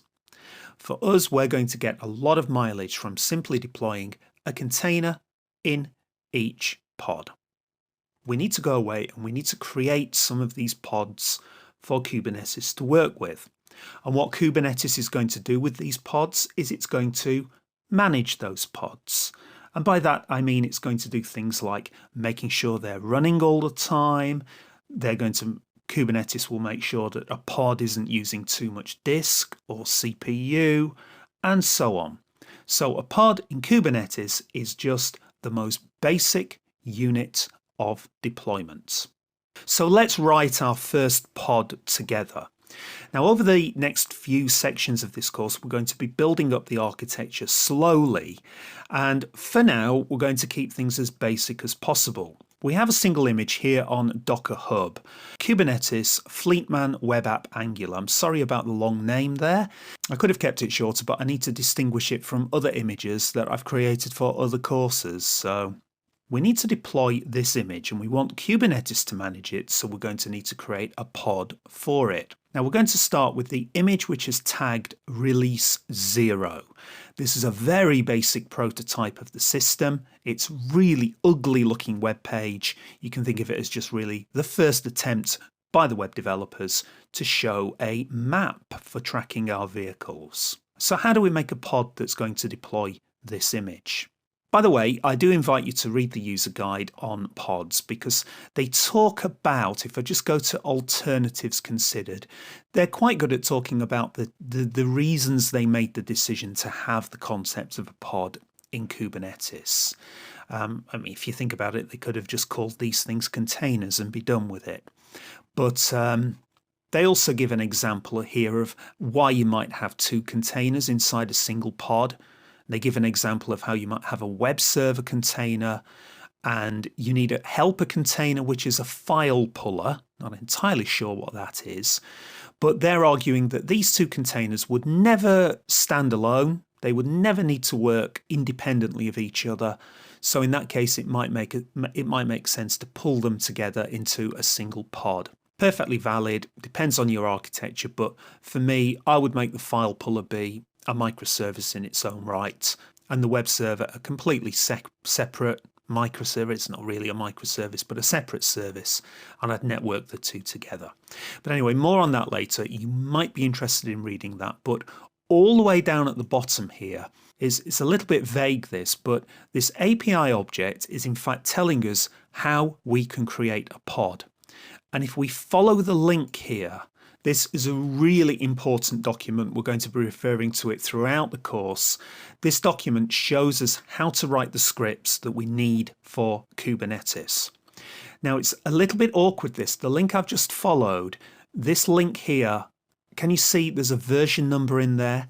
That's going to change over time. So I'm not going to give you this link directly, but if you follow the link to kubernetes.io/docs/reference, and I've done a URL shortener on that here, then you can always follow the link under API reference to whatever version of Kubernetes you're using, and it will be the latest. So at the time I'm recording the course, it's version 1.10. If you follow that link, it will bring you back to here. Now this is such an important document. Now we were on the page for pods, but I've lost that page. So you can find the link on the left-hand side here for pod version 1 core. Now this is telling us exactly how we can define a pod using a file. So we've got the manual. I think in the next video, we'll have a go at writing our first pod. So in the previous video, I gave you an overview of what pods are all about, and we found the reference manual for how to write one. So let's have a go at doing that now. Now there's a lot of detail on here, quite a lot of scary detail because there's a lot of fields we can put into this document. But helpfully, over on the right hand side, they're given the most basic possible example. This is their Hello World example. Let's zoom in on this. This is just a YAML file. We're going to talk a lot about what this API version means, but for now, we just need a line at the top that says API version v1. We have a line saying that we're defining an object in Kubernetes of kind pod. And this metadata block allows us to give the pod a name. In fact, we have to give the pod a name. So we'll need to think of a good naming scheme for our architecture. Then we have a block called spec. And as part of that spec, we list the containers that we want in the pod. And remember, generally, we're going to be going for one container per pod. So for each container, we will give the container a name. Doesn't really matter what you call that container. That's going to be the name of the container in Docker. We need to specify which image that container is going to be built from. And then optionally, we can supply a command and arguments. Now, most containers will come with a default command. The container that we're about to deploy is a web container, and without giving any command at all, it will automatically run, in our case, an Nginx server that's going to be running on port 80. So we don't even need the command and the arguments. So let's see if we can do the same for something more sophisticated than Hello World. I'm assuming from previous sections that you have Minikube running. We can verify that with Minikube status, and that should give back a good answer that Minikube and the cluster are running and that kubectl is correctly configured. Now all you need to do is create a text file using any reasonable text editor. I'm using Atom for the course. And this file is going to be a YAML file. Let's call it first pod.yaml. As we're getting started, I'm going to type this in longhand. You might remember from the user guide that the first line begins API version. Notice this is camel case, so there's a capital V there, but a lowercase a at the start. And then a colon, and then the string v1. Now, this is actually one of the most complicated parts of Kubernetes, this API version. So we'll talk a lot about that later, but for now, this v1 will work. The next line is what kind of object are we declaring here, and this is a pod. And notice that does begin with a capital P for pod. The next block was the metadata block. My editor is YAML aware, so I'm automatically indented in here by 2 characters. It doesn't matter how big the indent is, but you do need an indent, and you must use spaces, don't use tabs. YAML's quite fussy about that. And all we need for the metadata is a name. We don't need anything special in here for now. A name like web app will do the job just fine. Now perhaps the important part of this, we need the pod's specification. So we'll have a block of spec and containers. So don't forget to undo the indent there. We need to be right back at the far left. This is the spec where we're going to list the containers. I'm guessing you're probably familiar with YAML, but you'll understand that I'm just being careful to cover everything so I don't lose anybody. This is a list in YAML because we can supply multiple containers. So that's why we have the dash here, and you can have this on the same level as containers. So for us, I think we just need the name and the full name of the image. So the name of the container really doesn't matter because we won't really see that. We can just call it the same as the name of the pod. I'll go for web app. And then we need the image. That will be on the same level as the name. So for this course, it's the image that I've laid on for you at Docker Hub. It's Richard Chesterwood / and then the ugly name there. So this will be Richard Chesterwood / K8s - Fleetman - web app - Angular. But we specifically need the version tagged release 0. So that's it. We've created our first pod definition. In the next video, we'll see how to apply these changes to your Minikube cluster. So previously, you've written your first pod definition in Kubernetes YAML. Now let's get this pod running. So on your terminal, make sure you're in the same directory in which you just created that file. We need now to tell Kubernetes to read in this file and apply it to our Kubernetes cluster. So that gives us a chance to learn some good commands in Kubernetes. I'm thinking that the command you're probably going to use most in Kubernetes is the kubectl get all command. Now this command is going to show us everything that we have defined in our Kubernetes cluster. It's going to show us all of our pods and everything else that we create through the rest of the course. Now we haven't created anything yet, but you'll notice there is one entry in this list, and it's called the service/Kubernetes. What we're seeing here actually is a REST service that is exposed by our Kubernetes cluster. And what's happening every time we enter one of these kubectl commands is kubectl is automatically posting commands to this REST API endpoint. So do you need to know that? No, not really. kubectl will do the job for us, but I just wanted you to know why we're seeing something appearing in that list already. We need to tell Kubernetes that we want it to deploy a pod to the cluster. And we do that with the command kubectl apply, followed by -f for file name, and then the name of the file that you just created. It will read in that file, and for us, we'll create our first pod. So let's give that a try. Now, assuming you don't have any YAML syntax errors in there, it should respond with pod web app created.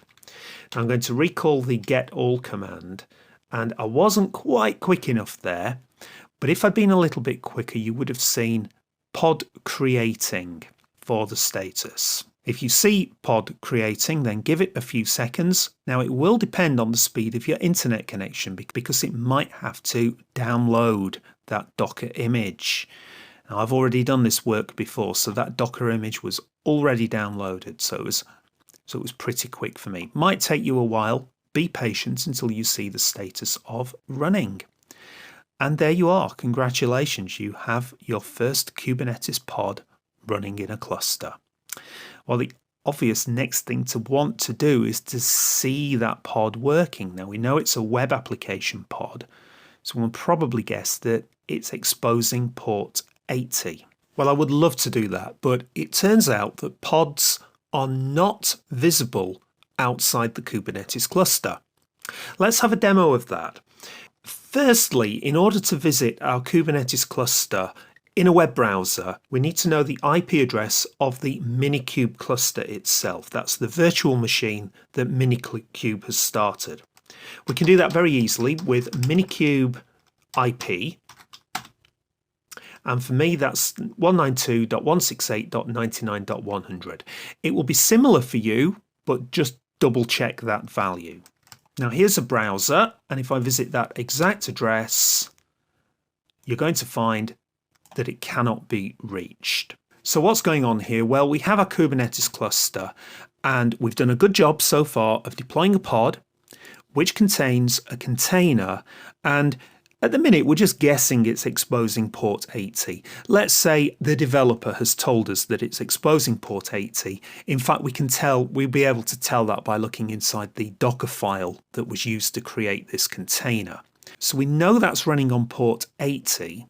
And we know from the demo, we've just attempted to connect from a browser to the cluster on that port. Well, we saw that nothing happened. And I'm trying to illustrate there that it's almost like there's a big wall between the browser and the Kubernetes cluster. And it's just simply the case that we're missing a concept. Pods are not intended to be visible from outside of the cluster. We're going to need to learn more about Kubernetes. In fact, it's going to be the next section coming up on services where we're going to be able to address this problem. It's just part of the design of pods that they are completely isolated and they're only accessible from inside the cluster itself. So there's no way we're going to be able to visit this pod from a web browser.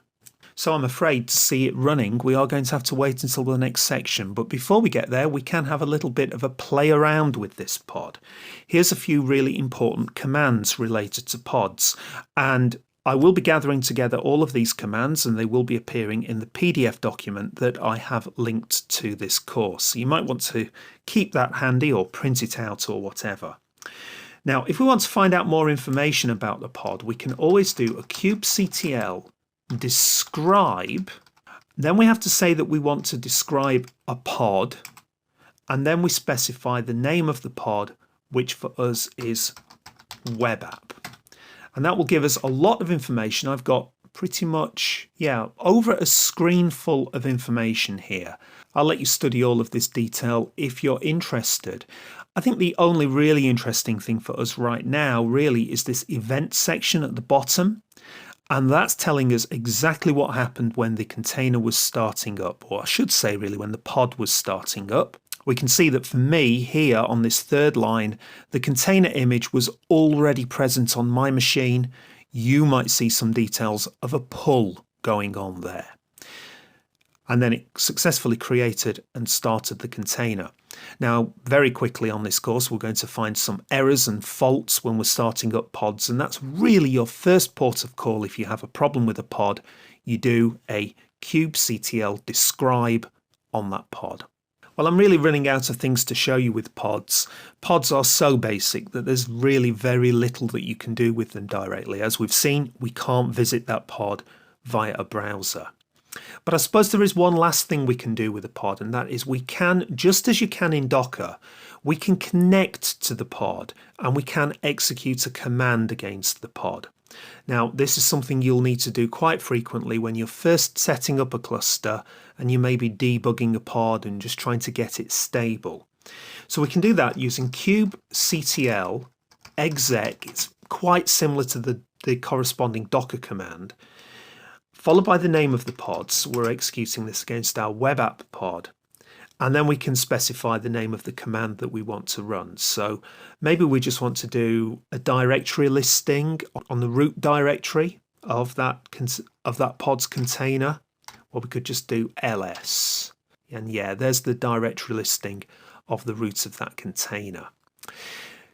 Now, I suppose what we could do to complete this section, it won't be the most exciting demonstration ever, but what we can do, just as we do quite often in Docker, is we could get a shell into this container, and then we could do a curl on localhost :80, and we can see if that web server that we've deployed is responding with a file. We would expect some kind of HTML file if we do that. Now, I'm just a bit nervous about doing that because I know that Cygwin unfortunately doesn't work particularly well with interactive terminal commands.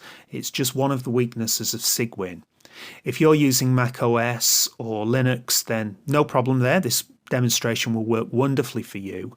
Or in fact, if you're using the Windows PowerShell or even the Windows command prompt, it will work well for you. This is just one example where Cygwin is much weaker than all of those options. But I'm going to do it anyway, just to give you a feel for really how awkward it is to work with containers, I suppose. We could do a kubectl exec against that web app container, but this time the command is going to be sh for shell. Now, you should also add in the command line argument -it. If you've used Docker, you'll be familiar with this. It means get an interactively with teletype emulation. And people just tend to describe this as interactive. Now, as I say, it doesn't work very well for me because of a problem with Cygwin. You should now have a command prompt on that pod's container. Now, although this looks like it's hanging, it's just because it's not emulating a teletype terminal. I can actually do an ls, and yeah, getting the same output as before. It just so happens that this container is a basic one. It's one of those Alpine style containers. There's no bash shell installed on here, and there isn't even curl. What we can do is a very quick test is we can use wget, and I'll be explicit here. We're going to wget on http //localhost, and you can, if you want, put :80, although that is of course the default port, and that's just going to connect to the local web container and download the corresponding file. Let's try that, and yes, it does seem to have downloaded a file called index.html, and now we could just output that by doing a cat of index.html, and you should be seeing a HTML file with title, fleet management, and some kind of HTML in there. In fact, this is the standard HTML that you'll see in any Angular application. And I hope you can see there, what I'm trying to prove is that that pod really does have a web server inside it. It's just that we can't access it from outside the pod. So I think I'm really running out of steam here. It would be worth now exiting that shell, but we'll do much better in the next section where I'm going to fill in the missing concept, and that's the concept of a service. So I'll see you for that. So previously, you've written your first pod definition in Kubernetes YAML. Now let's get this pod running. So on your terminal, make sure you're in the same directory in which you just created that file. We need now to tell Kubernetes to read in this file and apply it to our Kubernetes cluster. So that gives us a chance to learn some good commands in Kubernetes. I'm thinking that the command you're probably going to use most in Kubernetes is the kubectl get all command. Now this command is going to show us everything that we have defined in our Kubernetes cluster. It's going to show us all of our pods and everything else that we create through the rest of the course. Now we haven't created anything yet, but you'll notice there is one entry in this list, and it's called the service/Kubernetes. What we're seeing here actually is a REST service that is exposed by our Kubernetes cluster. And what's happening every time we enter one of these kubectl commands is kubectl is automatically posting commands to this REST API endpoint. So do you need to know that? No, not really. kubectl will do the job for us, but I just wanted you to know why we're seeing something appearing in that list already. We need to tell Kubernetes that we want it to deploy a pod to the cluster. And we do that with the command kubectl apply followed by -f for file name and then the name of the file that you just created. It will read in that file and for us will create our first pod. So let's give that a try. Now assuming you don't have any YAML syntax errors in there, it should respond with pod web app created. Now I'm going to recall the get all command, and I wasn't quite quick enough there, but if I'd been a little bit quicker you would have seen pod creating for the status. If you see pod creating, then give it a few seconds. Now it will depend on the speed of your internet connection because it might have to download that Docker image. Now I've already done this work before, so that Docker image was already downloaded, so it was pretty quick for me. Might take you a while. Be patient until you see the status of running. And there you are. Congratulations, you have your first Kubernetes pod running in a cluster.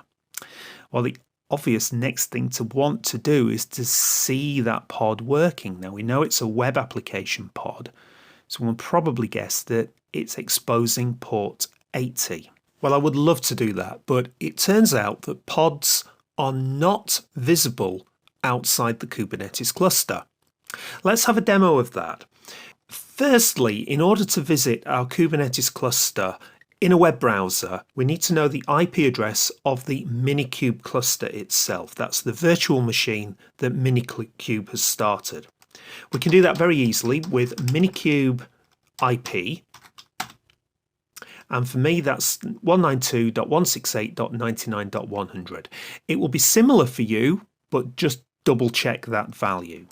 Now here's a browser, and if I visit that exact address, you're going to find that it cannot be reached. So what's going on here? Well, we have a Kubernetes cluster, and we've done a good job so far of deploying a pod, which contains a container, and at the minute, we're just guessing it's exposing port 80. Let's say the developer has told us that it's exposing port 80. In fact, we'll be able to tell that by looking inside the Docker file that was used to create this container. So we know that's running on port 80. And we know from the demo, we've just attempted to connect from a browser to the cluster on that port. Well, we saw that nothing happened. And I'm trying to illustrate there that it's almost like there's a big wall between the browser and the Kubernetes cluster. And it's just simply the case that we're missing a concept. Pods are not intended to be visible from outside of the cluster. We're going to need to learn more about Kubernetes. In fact, it's going to be the next section coming up on services where we're going to be able to address this problem. It's just part of the design of pods that they are completely isolated and they're only accessible from inside the cluster itself. So there's no way we're going to be able to visit this pod from a web browser. So I'm afraid to see it running, we are going to have to wait until the next section. But before we get there, we can have a little bit of a play around with this pod.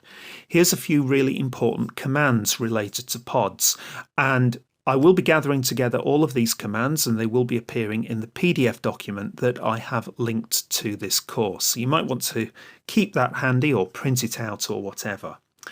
Now, if we want to find out more information about the pod, we can always do a kubectl describe. Then we have to say that we want to describe a pod, and then we specify the name of the pod, which for us is web app. And that will give us a lot of information. I've got pretty much, over a screen full of information here. I'll let you study all of this detail if you're interested. I think the only really interesting thing for us right now really is this event section at the bottom. And that's telling us exactly what happened when the container was starting up, or I should say really when the pod was starting up. We can see that for me here on this third line, the container image was already present on my machine. You might see some details of a pull going on there. And then it successfully created and started the container. Now, very quickly on this course, we're going to find some errors and faults when we're starting up pods. And that's really your first port of call. If you have a problem with a pod, you do a kubectl describe on that pod. Well, I'm really running out of things to show you with pods. Pods are so basic that there's really very little that you can do with them directly. As we've seen, we can't visit that pod via a browser. But I suppose there is one last thing we can do with a pod, and that is we can, just as you can in Docker, we can connect to the pod and we can execute a command against the pod. Now, this is something you'll need to do quite frequently when you're first setting up a cluster and you may be debugging a pod and just trying to get it stable. So we can do that using kubectl exec. It's quite similar to the corresponding Docker command, followed by the name of the pod. So we're executing this against our web app pod. And then we can specify the name of the command that we want to run. So maybe we just want to do a directory listing on the root directory of that pod's container. Or we could just do ls. And there's the directory listing of the root of that container. Now, I suppose what we could do to complete this section, it won't be the most exciting demonstration ever, but what we can do, just as we do quite often in Docker, is we could get a shell into this container, and then we could do a curl on localhost :80, and we can see if that web server that we've deployed is responding with a file. We would expect some kind of HTML file if we do that. Now, I'm just a bit nervous about doing that because I know that Cygwin unfortunately doesn't work particularly well with interactive terminal commands. It's just one of the weaknesses of Cygwin. If you're using Mac OS or Linux, then no problem there. This demonstration will work wonderfully for you. Or, in fact, if you're using the Windows PowerShell or even the Windows command prompt, it will work well for you. This is just one example where Cygwin is much weaker than all of those options. But I'm going to do it anyway, just to give you a feel for really how awkward it is to work with containers, I suppose. We could do a kubectl exec against that web app container, but this time the command is going to be sh for shell. Now, you should also add in the command line argument -it. If you've used Docker, you'll be familiar with this. It means get an interactively with teletype emulation. And people just tend to describe this as interactive. Now, as I say, it doesn't work very well for me because of a problem with Cygwin. You should now have a command prompt on that pod's container. Now, although this looks like it's hanging, it's just because it's not emulating a teletype terminal. I can actually do an ls, and getting the same output as before. It just so happens that this container is a basic one. It's one of those Alpine style containers. There's no bash shell installed on here, and there isn't even curl. What we can do as a very quick test is we can use wget, and I'll be explicit here. We're going to wget on http //localhost, and you can, if you want, put :80, although that is of course the default port, and that's just going to connect to the local web container and download the corresponding file. Let's try that, and yes, it does seem to have downloaded a file called index.html. And now we could just output that by doing a cat of index.html, and you should be seeing a HTML file with title, fleet management, and some kind of HTML in there. In fact, this is the standard HTML that you'll see in any Angular application. And I hope you can see there, what I'm trying to prove is that that pod really does have a web server inside it. It's just that we can't access it from outside the pod. So I think I'm really running out of steam here. It would be worth now exiting that shell, but we'll do much better in the next section where I'm going to fill in the missing concept, and that's the concept of a service. So I'll see you for that. Well, at the end of the last section, we left things in quite a disappointing position. We had started our first pod, which has a web container inside it, and we know that that web container is running on port 80. Now we quite naively tried to access the cluster using a web browser just to see what would happen, and you saw that really nothing happened. It failed to connect. And I told you at the end of the last section that that's because pods are not visible outside the cluster. And it's by design, because you're going to discover when we go a little further on the course that pods are designed to be very throwaway things. Pods have short lifetimes. Pods regularly die, pods are regularly recreated, and as the old saying goes, as I mentioned in the introduction section, we treat pods like cattle. We don't treat them like pets. So because pods have this, as they say, ephemeral life cycle, and that just means short-lived, Kubernetes has a further concept called a service. And the idea is that a service is a long-running object in Kubernetes. A service will have an IP address, and a service will have a stable, fixed port. And what we can do is we can attach services to pods. And I'll show you how that works in a very short while. Now, I have dramatically oversimplified on this caption, so please don't take all of this as if it were technically 100% correct. As we go through this section, I'm going to improve things and I'm going to tighten things up. But this is a very basic, high-level way of thinking about it. With a service, we can connect to the Kubernetes cluster, and the service will find a suitable port to service that request. So we're going to write one of these services in just a few moments, but the next important concept that we haven't met yet is the concept of a pod label. What we can do with a pod is we can set up a series of key value pairs. You can have one or more of these key value pairs. So for example, we might give a pod a label whose name is app and the value is web app.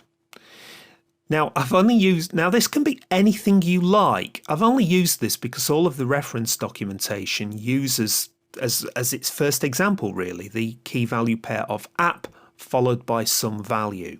We'll play around with that in a short while, and I would like to show you that that can be anything that you as an architect decide you want to use for your pod. That is how we connect services to pods. When we write our service, we provide a so-called selector, and the selector is itself a series of key value pairs. Now what happens at runtime in the Kubernetes cluster is the service will look for any matching key value pairs amongst the pods, and where it finds a matching key value pair, it will, if you like, connect to that pod. It's not really connecting, but it's going to, well, select that pod. This might look like quite a complex mechanism, and it is, I suppose, but we're going to find in this section that it turns out to be a really powerful and flexible mechanism that we can exploit in many different ways. But for now, this is the kind of basic setup that we're going to need. We're going to need to add a label to our pod, and we're going to build a service with a selector. Enough talk, let's get across to a text editor and write our first service.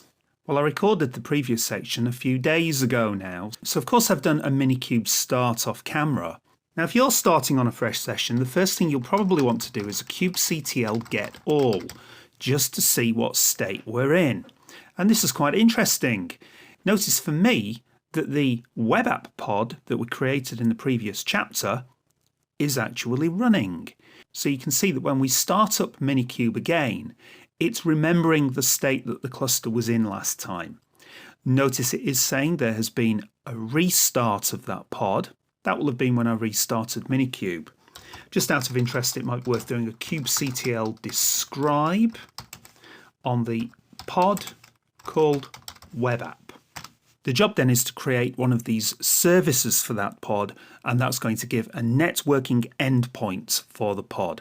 And again, we can do this in any text editor you like. I'm going to call the file webapp-service.yaml. You call it anything you want.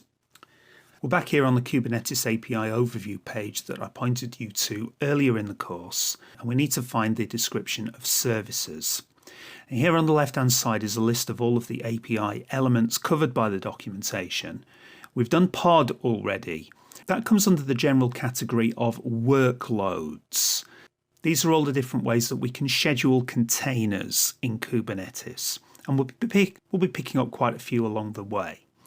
But for services, that's going to come under the topic of discovery and load balancing. Much more on these two topics later on, but service comes under that. So here is Service v1 Core. Again, you can look in the detail if you really want, but the example here is a very good start. Let's zoom in on this.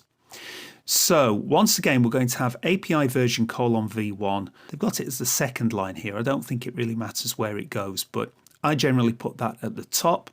We have a kind service. And once again, we have a metadata block where we define a name for the service. Now, the name of the service is absolutely critical because we are going to be looking up this service when, for example, we have two services talking to each other, then they're going to use this name. So if you are your project's architect, then it's a very important job to give good, meaningful names to your services and to stick to those names. So we're not going to have any foos or bars here. So we'll think about that when we get there.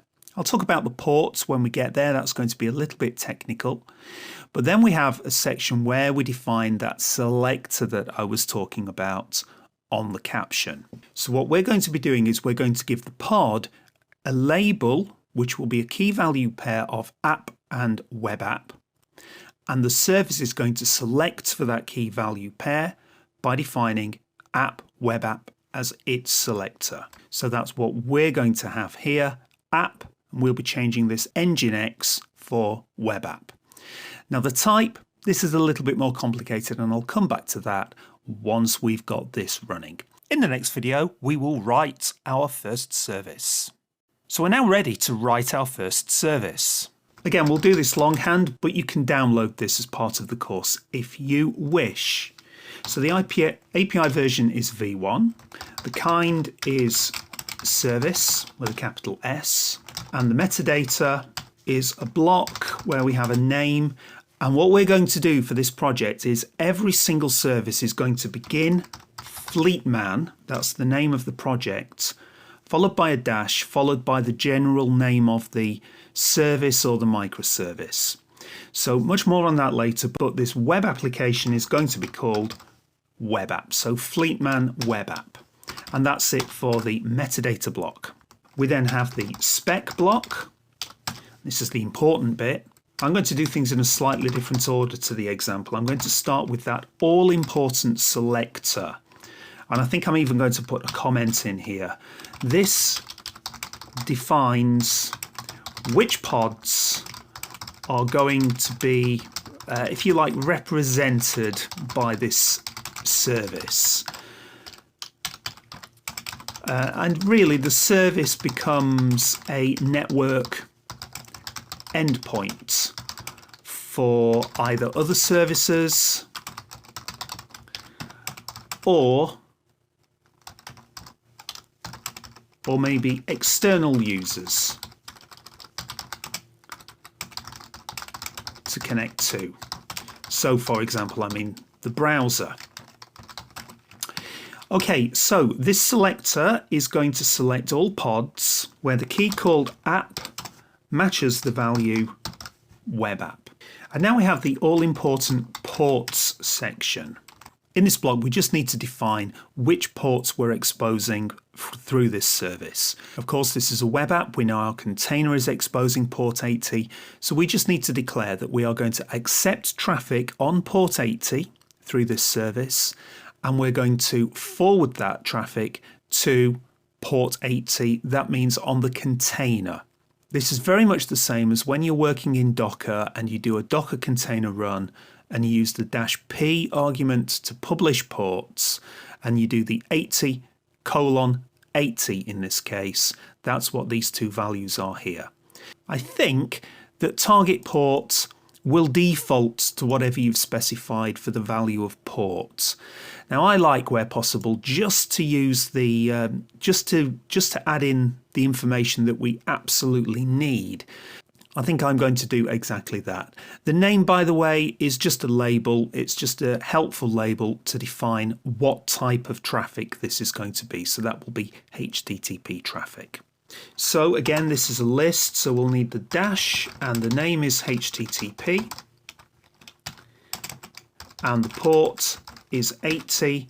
And as I say, I think the target port is optional, so I'll leave it out for now, and if I get an error there, I can always put it back in later.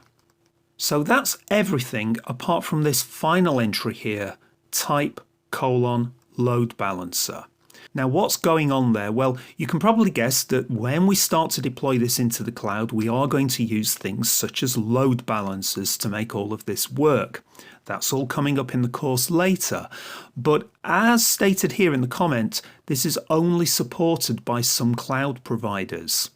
So it's a bit of a strange example, this, that they've gone for the most advanced type of service you can have. You'll find if you do try type::load balancer and you try running that locally, at the version of Kubernetes that we're on at the time of recording at least, that will not work. There will be no load balancer available in a local cluster. So we're going to need to specify some different values there, and we have a choice of two types of service. Let's have a look at what they are. I noticed that the type is going to be on the same level as ports and selector, so this is actually part of the specification block. Now, as I said, apart from load balancer, which we can't use locally, you have a choice of two options here. The first option is cluster IP. If you make your service be of type cluster IP, then you're telling Kubernetes that this service will only be accessible from inside the cluster. It will not be accessible to external things such as web browsers.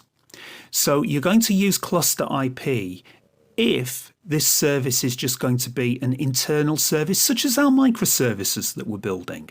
Many of the microservices that we're building, we will not want to expose to external traffic. We just want other microservices inside the cluster to talk to it. In that case, cluster IP would be the right choice. It makes it a kind of a private service. That's just my terminology, but that's the way I think of it. It will give this service an IP address, and that IP address will be stable because services are long-lived entities in Kubernetes. Remember, pods come and go. Pods will constantly die, pods are going to be restarted, and that's the point of having this service, to act as a front to the pods so that we can have stable IP addresses. So actually, cluster IP is probably going to be what we use for most of our services when we start introducing the microservices, but of course that's not the right choice for the web app. We want the web app, of course, to be exposed to the outside world. So for that reason, the type we're going to need is the final choice available, and that type is called a node port.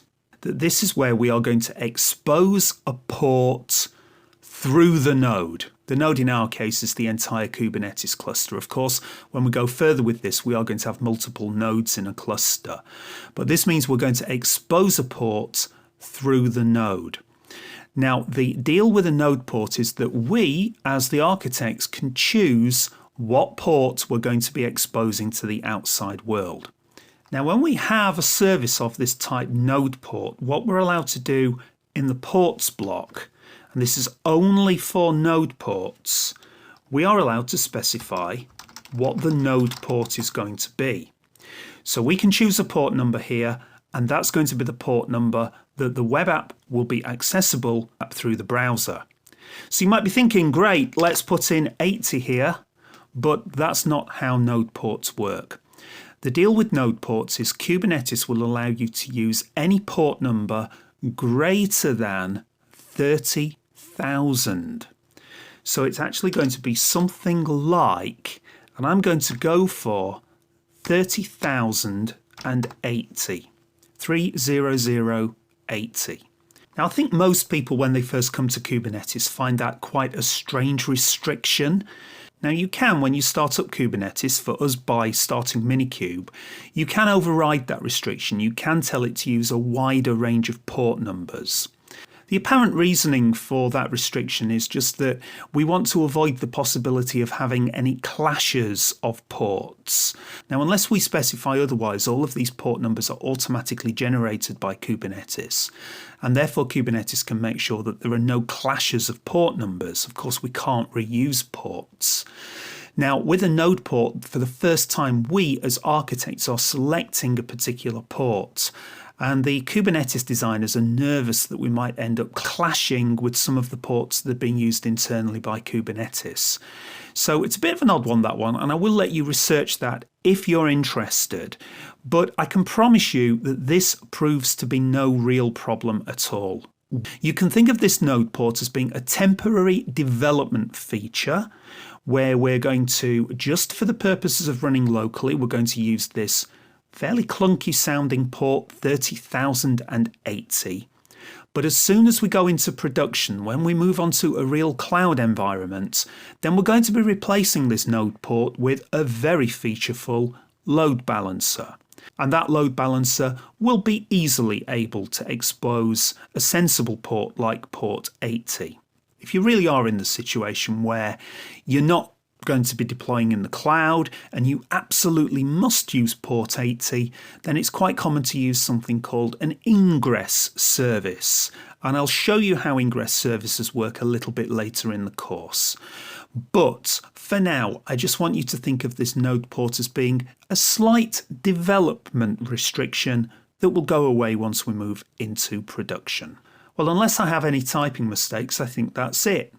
With this definition, we are saying we are going to have a service called Fleetman Web App, and it's going to become a network endpoint for any pod it finds in the cluster with the key value pair app and web app.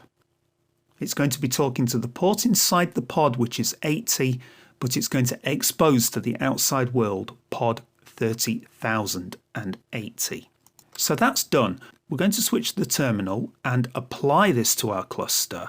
Now, there is one last job that we haven't done. I wonder if you've spotted what I've missed. Well, I'll let you think about that, but in the meantime, we can try to deploy this service to the cluster. And for everything we do in Kubernetes, it's going to be the same syntax, kubectl apply, followed by -f, followed by the name of the file that we're applying. So it's exactly the same syntax we used when we were deploying the pod. Let's see if that works. Well, apparently it says Fleetman Web App created. And we can do a kubectl get all. And we can see here that we have the service Fleetman Web App. It's of type node port. The cluster IP is just the internal IP address inside the cluster. That's not relevant. The external IP, people tend to panic here when they see a none. Just ignore that. You really don't need to worry about that. You will only see something useful there if you're using a load balancer. But what's important here is this is saying that externally we're exposing port 30,080. It's kind of the opposite way around to how you might have expected it if you're used to using Docker.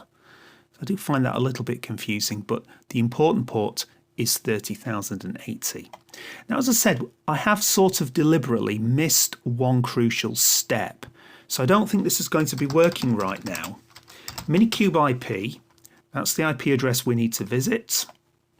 So let's try that, and that will be :30080.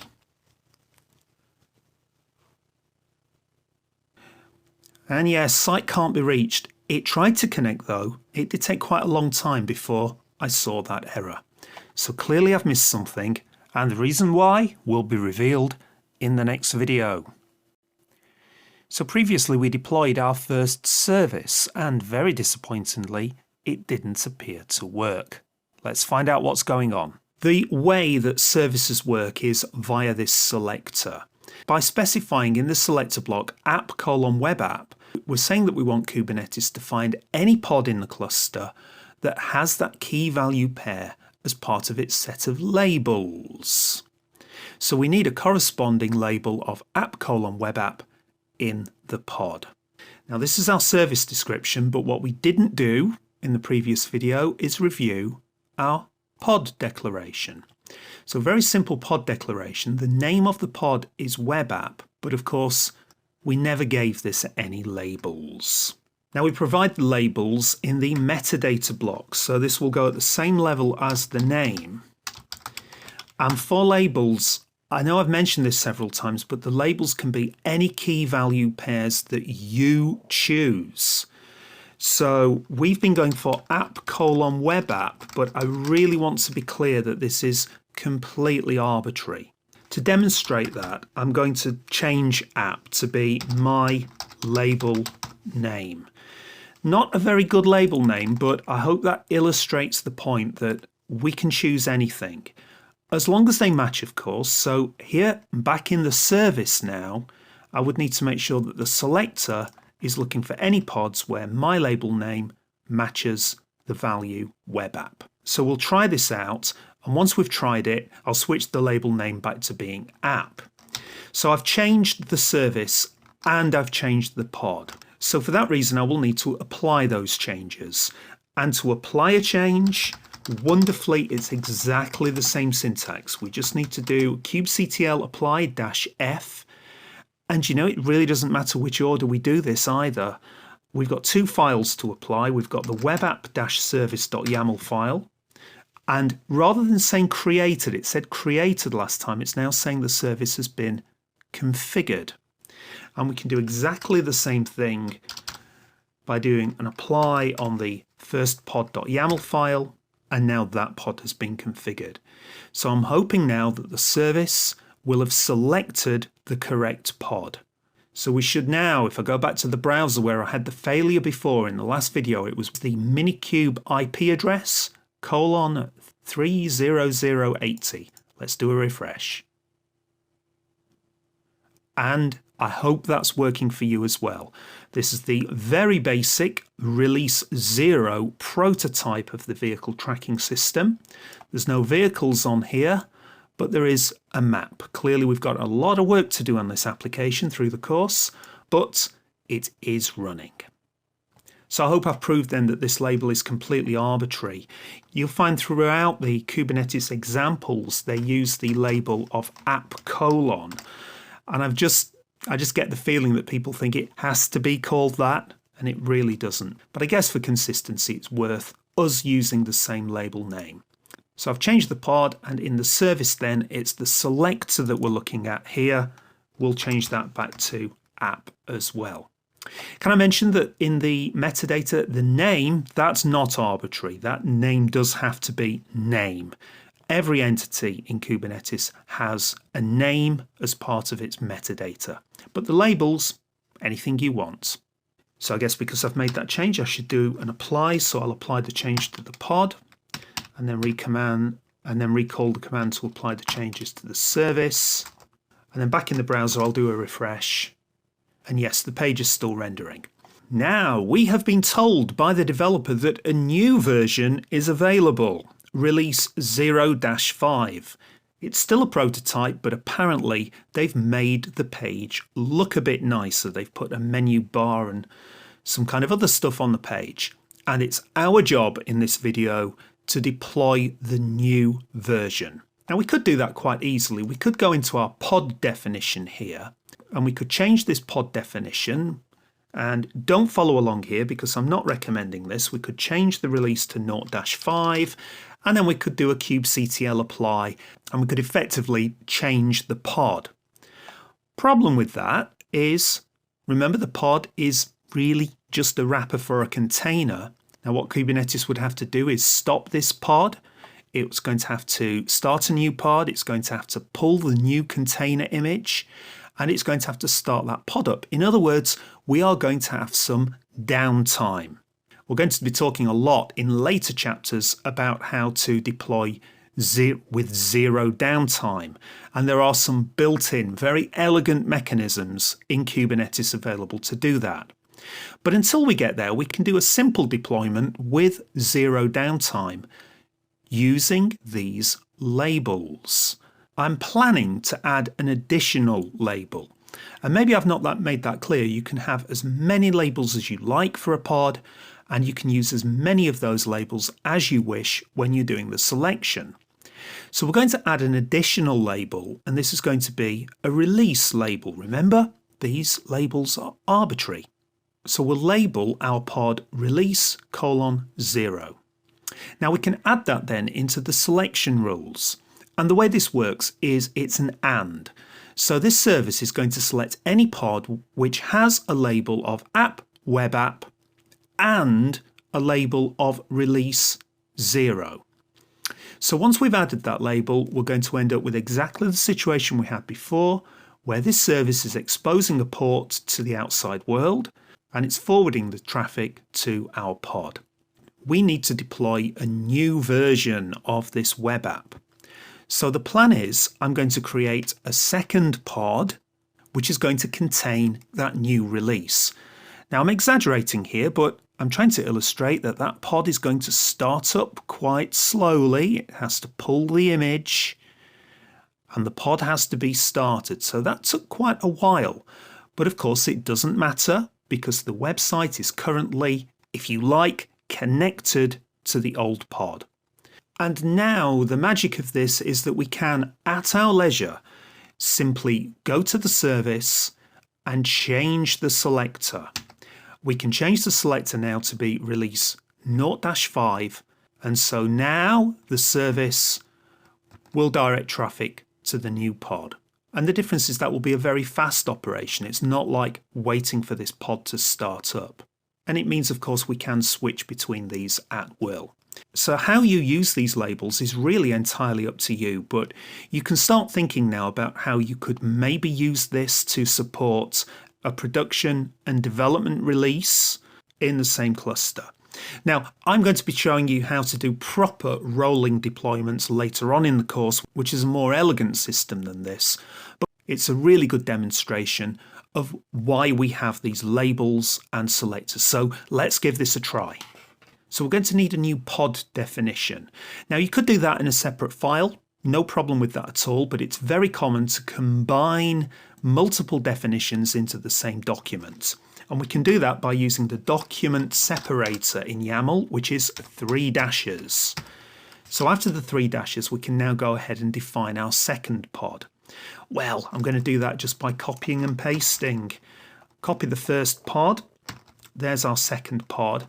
Now the name for this, as I said, the names don't really matter of pods, but I'll call this web app-release 0-5. Could be any name that you want, really. And the really important thing is we'll need to change the image. The image is going to be release 0-5, so make sure you make this change here.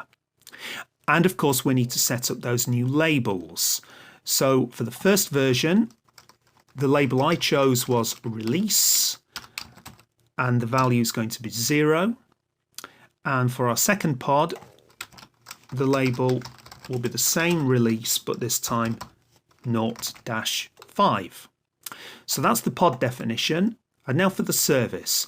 Just to start with, we'll change the selector so that the release is selecting on release 0.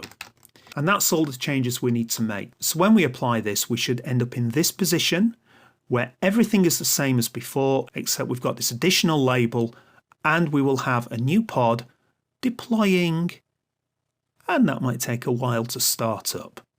But no problem, the old pod will still be in service. Let's try that then, and I can do that by recalling commands. So I'm going to, first of all, apply the pod definition.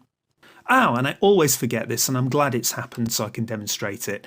It looks like a scary error, cannot convert int64 to a string. You can probably guess that in YAML, this 0 is being interpreted as an integer. It needs to be a string. We just need quotation marks around that label. And of course, we'll need to do exactly the same with the pod here, and I guess here as well. Not sure about that one, but let's do it anyway. It can't hurt. So with that fix in place, let's try applying the pod definition. Oh, and it's saying that release 0-5 is unchanged, and that's because I hadn't spotted this. It did accept that 0-5 as being a string, so it did create that pod in the previous step. And we also need to do an apply for the web app service. Make sure you've applied both these files. That one looks okay. And we can review everything with a kubectl get all. So we now have two pods, the web app and the new web app. And we have the service. Now, just looking at this, we can't see what the service is connected to. So I guess we could do a kubectl describe. Now, I don't think we've described a service so far. With the describe command, we always have to say, what are we wanting to describe? We can't just say describe fleetman-web app. We will get an error there. It doesn't have a resource type, Fleetman web app. It's actually looking for, are we describing a service, a pod, or something more complicated? So we have to plug into here, describe service. You will find that many of the Kubernetes commands are quite long, and you can do some shortening. It is very common to shorten service to SVC.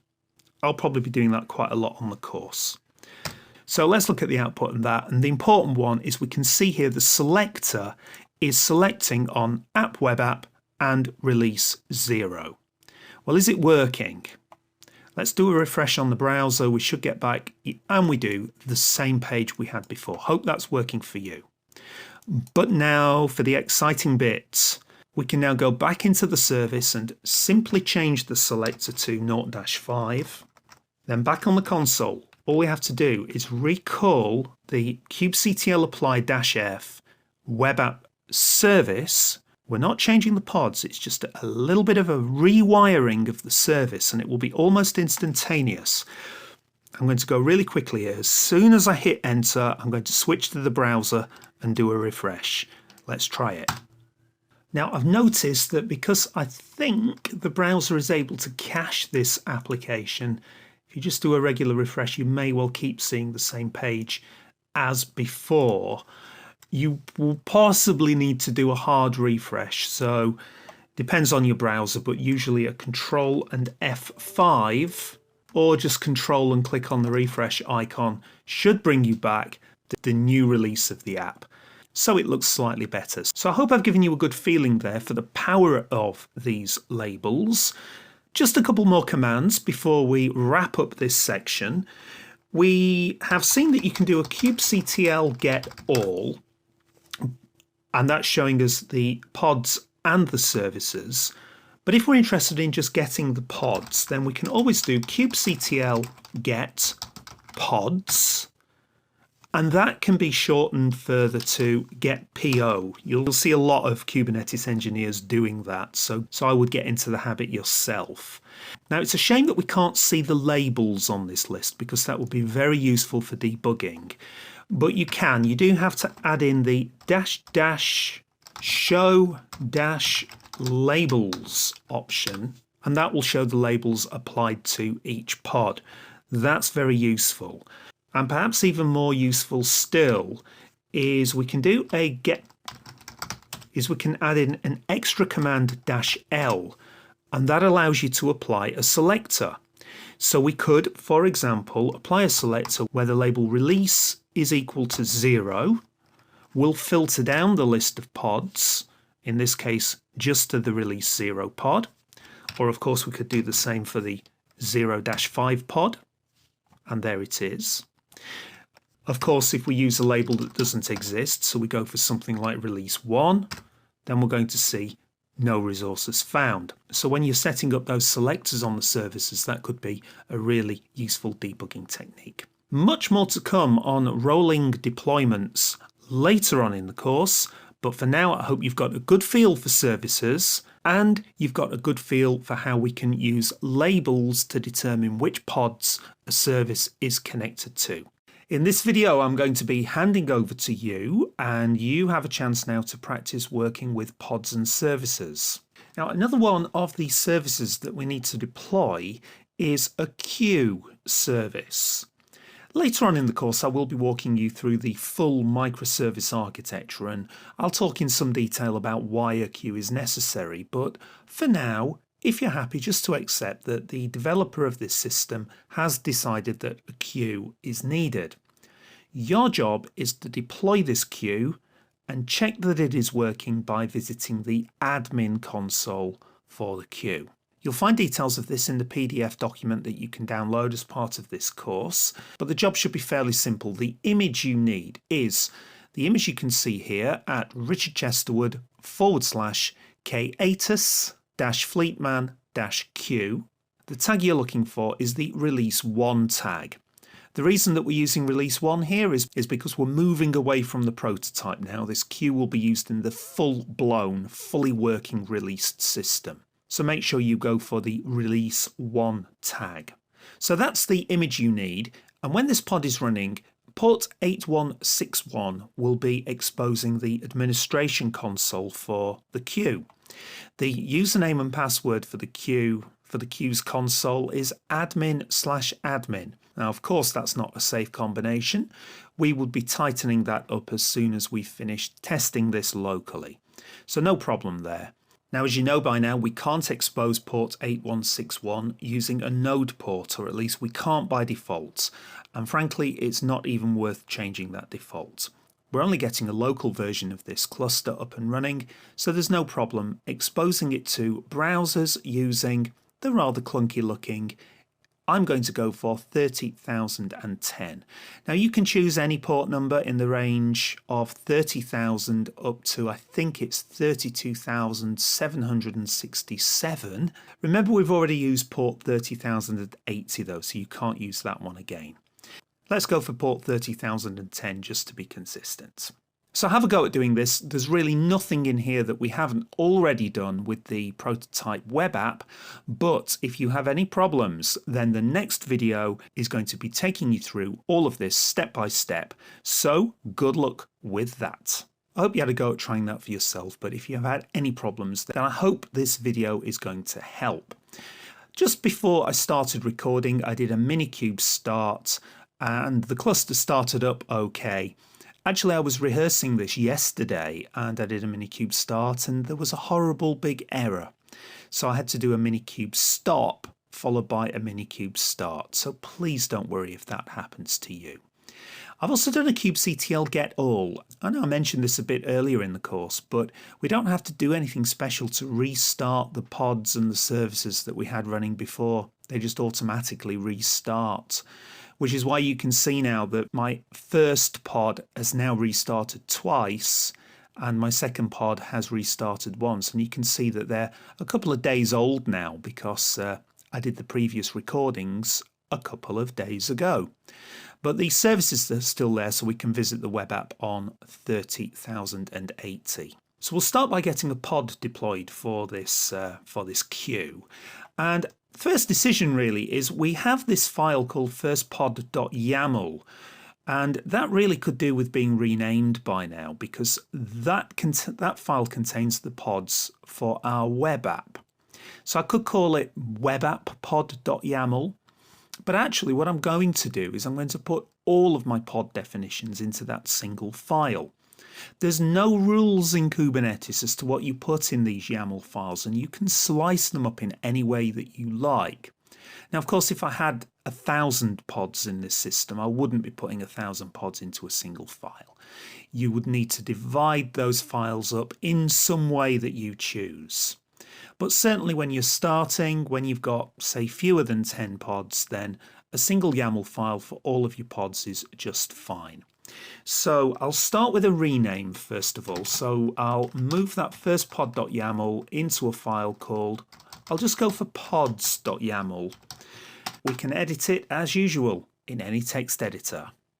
I'm not keen on copying and pasting, but really, if I take the pod definition for release 0 of the web app, I'll paste that down at the bottom. Don't forget you will need a document separator if you've got more than one pod definition in a file. And we'll paste that in. So the name of this is going to be Q. Remember, this is just the name of the pod, so this is a little bit of a throwaway name because we're treating our pods like cattle and not like pets. And similarly, the app label is going to be, the label is going to be app:*Q. Now, I didn't say this in the requirements, but there's no real need for a release label on this queue because we're not going to be changing the queue. It really doesn't matter about having labels on them. And then the all-important container, the name of the container can be Q, and the image is going to be K8s, K8s or K8s -Fleetman -Q :release 1. And I think for the pods, it's as simple as that. Now, while I'm here, I might as well do the same job for the service. And in a very similar vein, we have currently a file called webapp-service.yaml. I'm going to rename that to be just services.yaml. And now we can put all the services for the course in there. So in my editor then, and yeah, another copy and paste job, I think. I don't like copying and pasting, but these files are not the easiest things to do from the top of your head. So let's review everything here. It's still going to be a service this time. The name of the service will be Fleetman-Q. Now, I didn't tell you what to call this queue. So for now, at least, it really doesn't matter what you've called the queue. You would need a project standard for this, and I think I did mention previously that we'll make the project standard be the standard label Fleetman for the project, followed by a dash, followed by the same label that we're using for the pod name. Now, if you've done something different there, it doesn't matter for now, but actually when we go forward with the course and we do some networking, then this will become very relevant when we're networking. But for now, it doesn't matter too much. So then for the selector this time is just the app name, which is Q. For this service, we don't need the release label as a selector. And then for the ports, as I said in the introduction, it's 8161 for Apache ActiveMQ. And then we need to set up a node port, of course. And as I said, you can choose any number in the 30,000 range, anything up to about 32,000. So we'll go for 30010. Really doesn't matter what you go for there. Now we need to apply those files, and you could do a kubectl apply -f and just do that to each file in turn. But a little trick here that you'll find very useful if you've got lots of these YAML files is you can just do a kubectl apply -f followed by a dot, and that will apply all the YAML files it finds in that directory. If nothing's changed in those files, it will just go unchanged. Now, I'm seeing here pod Q unchanged purely because I did a rehearsal off camera just to make sure this was working. And as it happened, I had an error in my queue. It was just a minor typing error. And so I had to re-record that. But that's why it's telling me that the queue has been created. Of course, if I were to recall that command and run it again, it would just run through, no errors, but nothing would be changed. So I hope that worked for you, and we can do a kubectl get all now. And I can see my new service here, Fleetman-Q.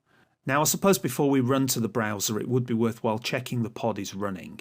So let's do a kubectl describe. And we'll need to say that we are describing a pod. And then the name of the pod is Q. And just what I'm looking for there is to make sure that the pull happens successfully and that it's gone through the creating and started stage. So all of that looks good. Let's go to a browser then. So as usual, it's the Minikube IP address, and this time :30,010. And wonderful, we are on the ActiveMQ console. Now I did give you a username and password, but I forgot that you only need that if you click through to the Manage ActiveMQ broker, and here we are, admin. And when we go a little further on this course, we'll find that this queues link here is going to be a very useful sort of diagnostics page so that we can see if our microservice architecture is running. But all of that's still to come. We still need to learn about replica sets and deployments, and that's what's coming next, so rejoin me for that. With pods and services, you really have learnt the core elements of Kubernetes, but actually we very rarely work with pods directly in the way that we've been doing on the course so far. In a production system, you're much more likely to be working with either deployments, which we will be covering in the next section, or replica sets, which is coming up now. Now, pods are very basic and disposable objects in Kubernetes. In a full running system, it's more than possible that pods are going to die. Lots of reasons for that. If a node were to fail, then of course all of the pods running on that node are going to die. If a pod consumes too many resources, such as CPU, then Kubernetes will kill the pod. We will talk about that in a dedicated section, but for now, as long as you're aware that that's a possibility. So for whatever reason, pods can be short-lived. Now, if you deploy a pod directly, like we've been doing on the course so far, and by directly I just mean we wrote a pod definition in a YAML file and we did a kubectl apply, then if you do that directly, then you are responsible for the lifetime of that pod and you're responsible for the welfare of that pod. Now, by that I mean, if this pod dies, if any of these pods die in fact, they're not going to come back. Let's demonstrate that. Let's take, now I think at present if you do kubectl get all, and I hope you have a cluster in a similar state to mine, we have a web app service which I can't remember exactly what we're selecting on at the moment. So let's do a kubectl describe the service. Remember, we can shorten service to SVC, and that's Fleetman-web app. And we can see that the selector on that is we're selecting on the release 0-5. So it's this pod here, web app release 0-5. And just to check in the browser, visiting that on port 30,080 is indeed showing that we're currently running the prototype system at 0.5.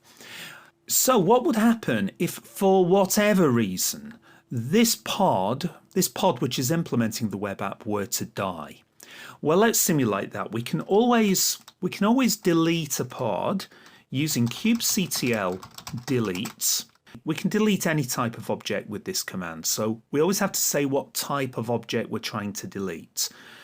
At present, we only know about services and pods. So if we were deleting a service, we would specify service, but we're deleting a pod. So you'll need either pod or PO here. And then the name of the pod that we're deleting. So that's going to be web app-release -0-5. Now, the delete command will allow the pod to gracefully terminate. So it will sort of shut down the pod properly. And if the application that the pod is running is properly coded, it should do a proper close down, close files, that kind of thing. You can do a -- force, which would forcibly terminate the pod. We could do for this demo, I suppose, but we won't bother. We'll do a graceful termination of that pod. But remember, what I'm trying to simulate here is that pod crashing out of control at 3 o'clock in the morning. We don't even know it's happened. Now, especially if you've worked with Docker Swarm, you might have expected this pod to spring back to life, to be restarted by Kubernetes. But I'm afraid not. It's dead and it ain't coming back. Let's do a kubectl get all. So it's the output here, and you can see we've only got now the old web app, which is not currently being selected. And if I go back to the browser and do a refresh, yeah, the whole site has gone down. Now, obviously, we don't want this to happen. This is not in the spirit of Kubernetes, and if this had happened at 3 o'clock in the morning, then we're going to have some very angry customers by the time we wake up. So this is the reason that we don't usually deploy pods directly. Instead, we can deploy a replica set. And I think when you first come across replica sets, it's tempting to overcomplicate them.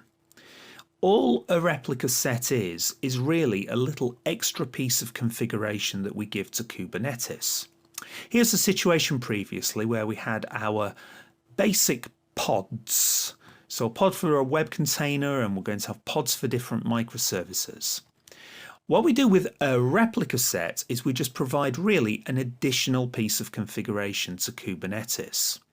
We specify how many instances of this pod do we want Kubernetes to make sure are running at any one time.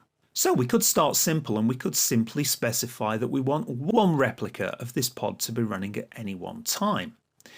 And all that will mean is if this pod were to die for any reason at all, then Kubernetes will spring up another one. And I would suggest, therefore, you're going to be doing this in general for all of your pods. So if you're deploying a general microservice pod, once again, you would be wrapping it inside a replica set. Now we'll keep the replicas at 1 for now, but you can probably guess that we can use any number we want in there. More on that later. But first we need to learn how to define a replica set. So how do we define a replica set then? Here I am back in the API reference docs that we've been working with before. And over on the left-hand side, I'm in the workloads section. We've already seen how to build a pod. You'll also find replica sets under the workload heading. As before, they are giving an example here, but at the time of recording, this example is a little bit out of date. You'll notice that for the first time, the API version is not the V1 that we've been working with previously. Now, I've deliberately not talked much about these API versions just yet, and I still won't go into detail just yet until we really need to. But the reason for the presence of this API version tag in every Kubernetes YAML file is so that new features can be added to Kubernetes that are still in development. That provides us some safety because if those features change and they have to change the structure of these YAML files, they can do that by creating new API versions. And only when it releases V1 do we know that it's stable. Now, so this extensions business is just because replica sets were, until not very long ago, considered a kind of extension to Kubernetes. It wasn't part of the core API of Kubernetes and was sort of an experimental feature. However, this example is just a bit out of date because if we look over here, this is kind of the important official part, that the version of the replica sets API is now V1. It's not a beta or beta, it is V1. The only slight difference is, and it's a bit subtle this, all of these different API structures are put into kind of folders. They call them groups. So the replica set API is part of the group called apps. The difference is if I go back to the pod definition, that was part of the group called core. Now, what that meant was when we created the pods, for the API version, we just had to say V1. We didn't need to say this was from the core group. But when we reuse replica sets, because they're part of a different group, they're part of apps, we will need to specify for the API version apps/V1. So this example's out of date. You can ignore the extensions V1, Beta 1, etc. Now, I have to admit, I did not find replica sets very intuitive to work with when I started working with Kubernetes, so I'm going to go quite carefully through this. I think the main thing I want to get across here is that you don't need to write a separate pod and replica set YAML file. I think I expected that to happen at first. This replica set YAML file is sort of a two-in-one. It's a combination of a pod definition and a replica set definition. But I want you to notice that here, I've put a highlight on here, this metadata and spec is exactly what we previously had in the pod definition. It's just that instead of being sort of at the top level, it's now a nested element. In fact, it's nested under this tag here called template.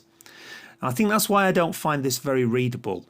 If they'd called this value pod, it might be a bit easier to read. But you can think of this as being the template for the pods. And everything under here is exactly what we previously had in the pod YAML file. The only real difference, despite this looking a relatively big complex file, all we have here, apart from that pod definition, is an additional field specifying how many replicas we want to exist at all times. In this case, 3. The stuff at the top, we have a kind replica set, and the metadata is just what do we want to call our replica set. Let's see if we can do this for our web app. So I'm back in the YAML file that we're using to declare our pods. Now, in the previous exercise, I decided to rename that file to pods.yaml. Previously, it was called firstpod.yaml. Now, I renamed it simply because this is no longer a first pod. I'm planning to put all the pod declarations for the entire architecture into this single file. I talked about this in the exercise, so if you didn't watch that exercise walkthrough, then Kubernetes places no rules on what you put in these YAML files. You can have pods and services and replica sets all mixed together in a single file, or you could separate them out into separate files. It's entirely up to you. If you had 1,000 pods in your microservice architecture, then you probably would not be putting all of those into a single file. You'd need to decide how to split them up somehow. But certainly for the architecture on this course, we can put all the pods into one file, we'll put the services into a separate file. If on the exercise you created 2 separate files, one for your queue, one for the web app, that's absolutely fine. So let's have a review of what we have before we do anything. Now, I currently have 1, 2, 3 pod definitions. There's a pod definition for release 0 of the web app and a pod definition for release 0-5. Now, I was really only doing that as a demonstration of labels. I think it would be a good idea now to delete the pod definition for release 0. Let's get rid of that entirely. So that's much simpler now. We just have these 2 pod definitions. I think what I'm going to do is I'm going to take this existing pod and I'm just going to upgrade it to a replica set. And I hope that will illustrate that we don't have a pod and a replica set, we have one or the other. So I think it's going to be a simple case really of just changing the kind pod to kind replica set. Now this was the name of the pod. It was web app release 0-5. For now, I'm going to change this name back to just web app. And we'll come back to what that name should be later. Actually, we're going to find out that once we're using replica sets, we don't need to give every single pod a name anymore because they will be automatically named by the replica set. And for the labels, we don't need these release 0-5 labels anymore. So as I said when we were looking at the reference manual, the only real difference is in the replica set, we have an outermost tag called spec. And after spec, we're going to indent because there are 2 main keys in here. The first key is the number of replicas that we want. And for now, let's just make that be 1 replica. And the second key is the template, which, as I said, not very readable that. Think of that as just being the template for the pods. And what we're going to be doing is just rescuing the previous pod definition that we had here. And just by indenting, we make that be the value of the template field. I don't think that's all that intuitive at first, but just think of this as being the pod, which we've now wrapped in this more complicated replica set definition. So we've done some surgery now on this pod definition. Now we've just got to tidy up the edges really. Very importantly, we do need a name for the replica set. Now previously we gave the pod a name, but now we're going to make the replica set be the thing that is given a name. We do this as usual with a metadata block, and the metadata will have a key value pair, name colon, and I suggest that for the names of the replica sets, we just use the same names that we were using for the pods. Web app will be fine.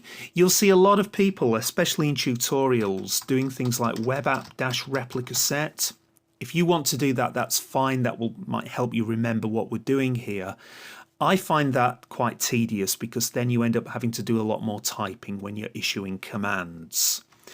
And when you do a kubectl get all, you will find this web app appearing in the list of replica sets, so you know it's a replica set on the terminal. As often the case, the names can be anything that you want. Now, for that reason, we don't actually need this name anymore. I realise this is getting a bit confusing with all these names and metadatas nested everywhere. This, remember, in here is the template for the pod, and previously we gave the pod a name. Well, now that the pods are being, if you like, managed by a replica set, we don't need to give them a name anymore. So I would suggest that we remove this line here. We still need the label on the pod. Remember, we're using those labels in the service to select the pods, and that's still necessary to do. Now, I think we've pretty much done everything that the example in the documentation had, apart from the API version, which was apps/v1. Let's go to the terminal and see if this works.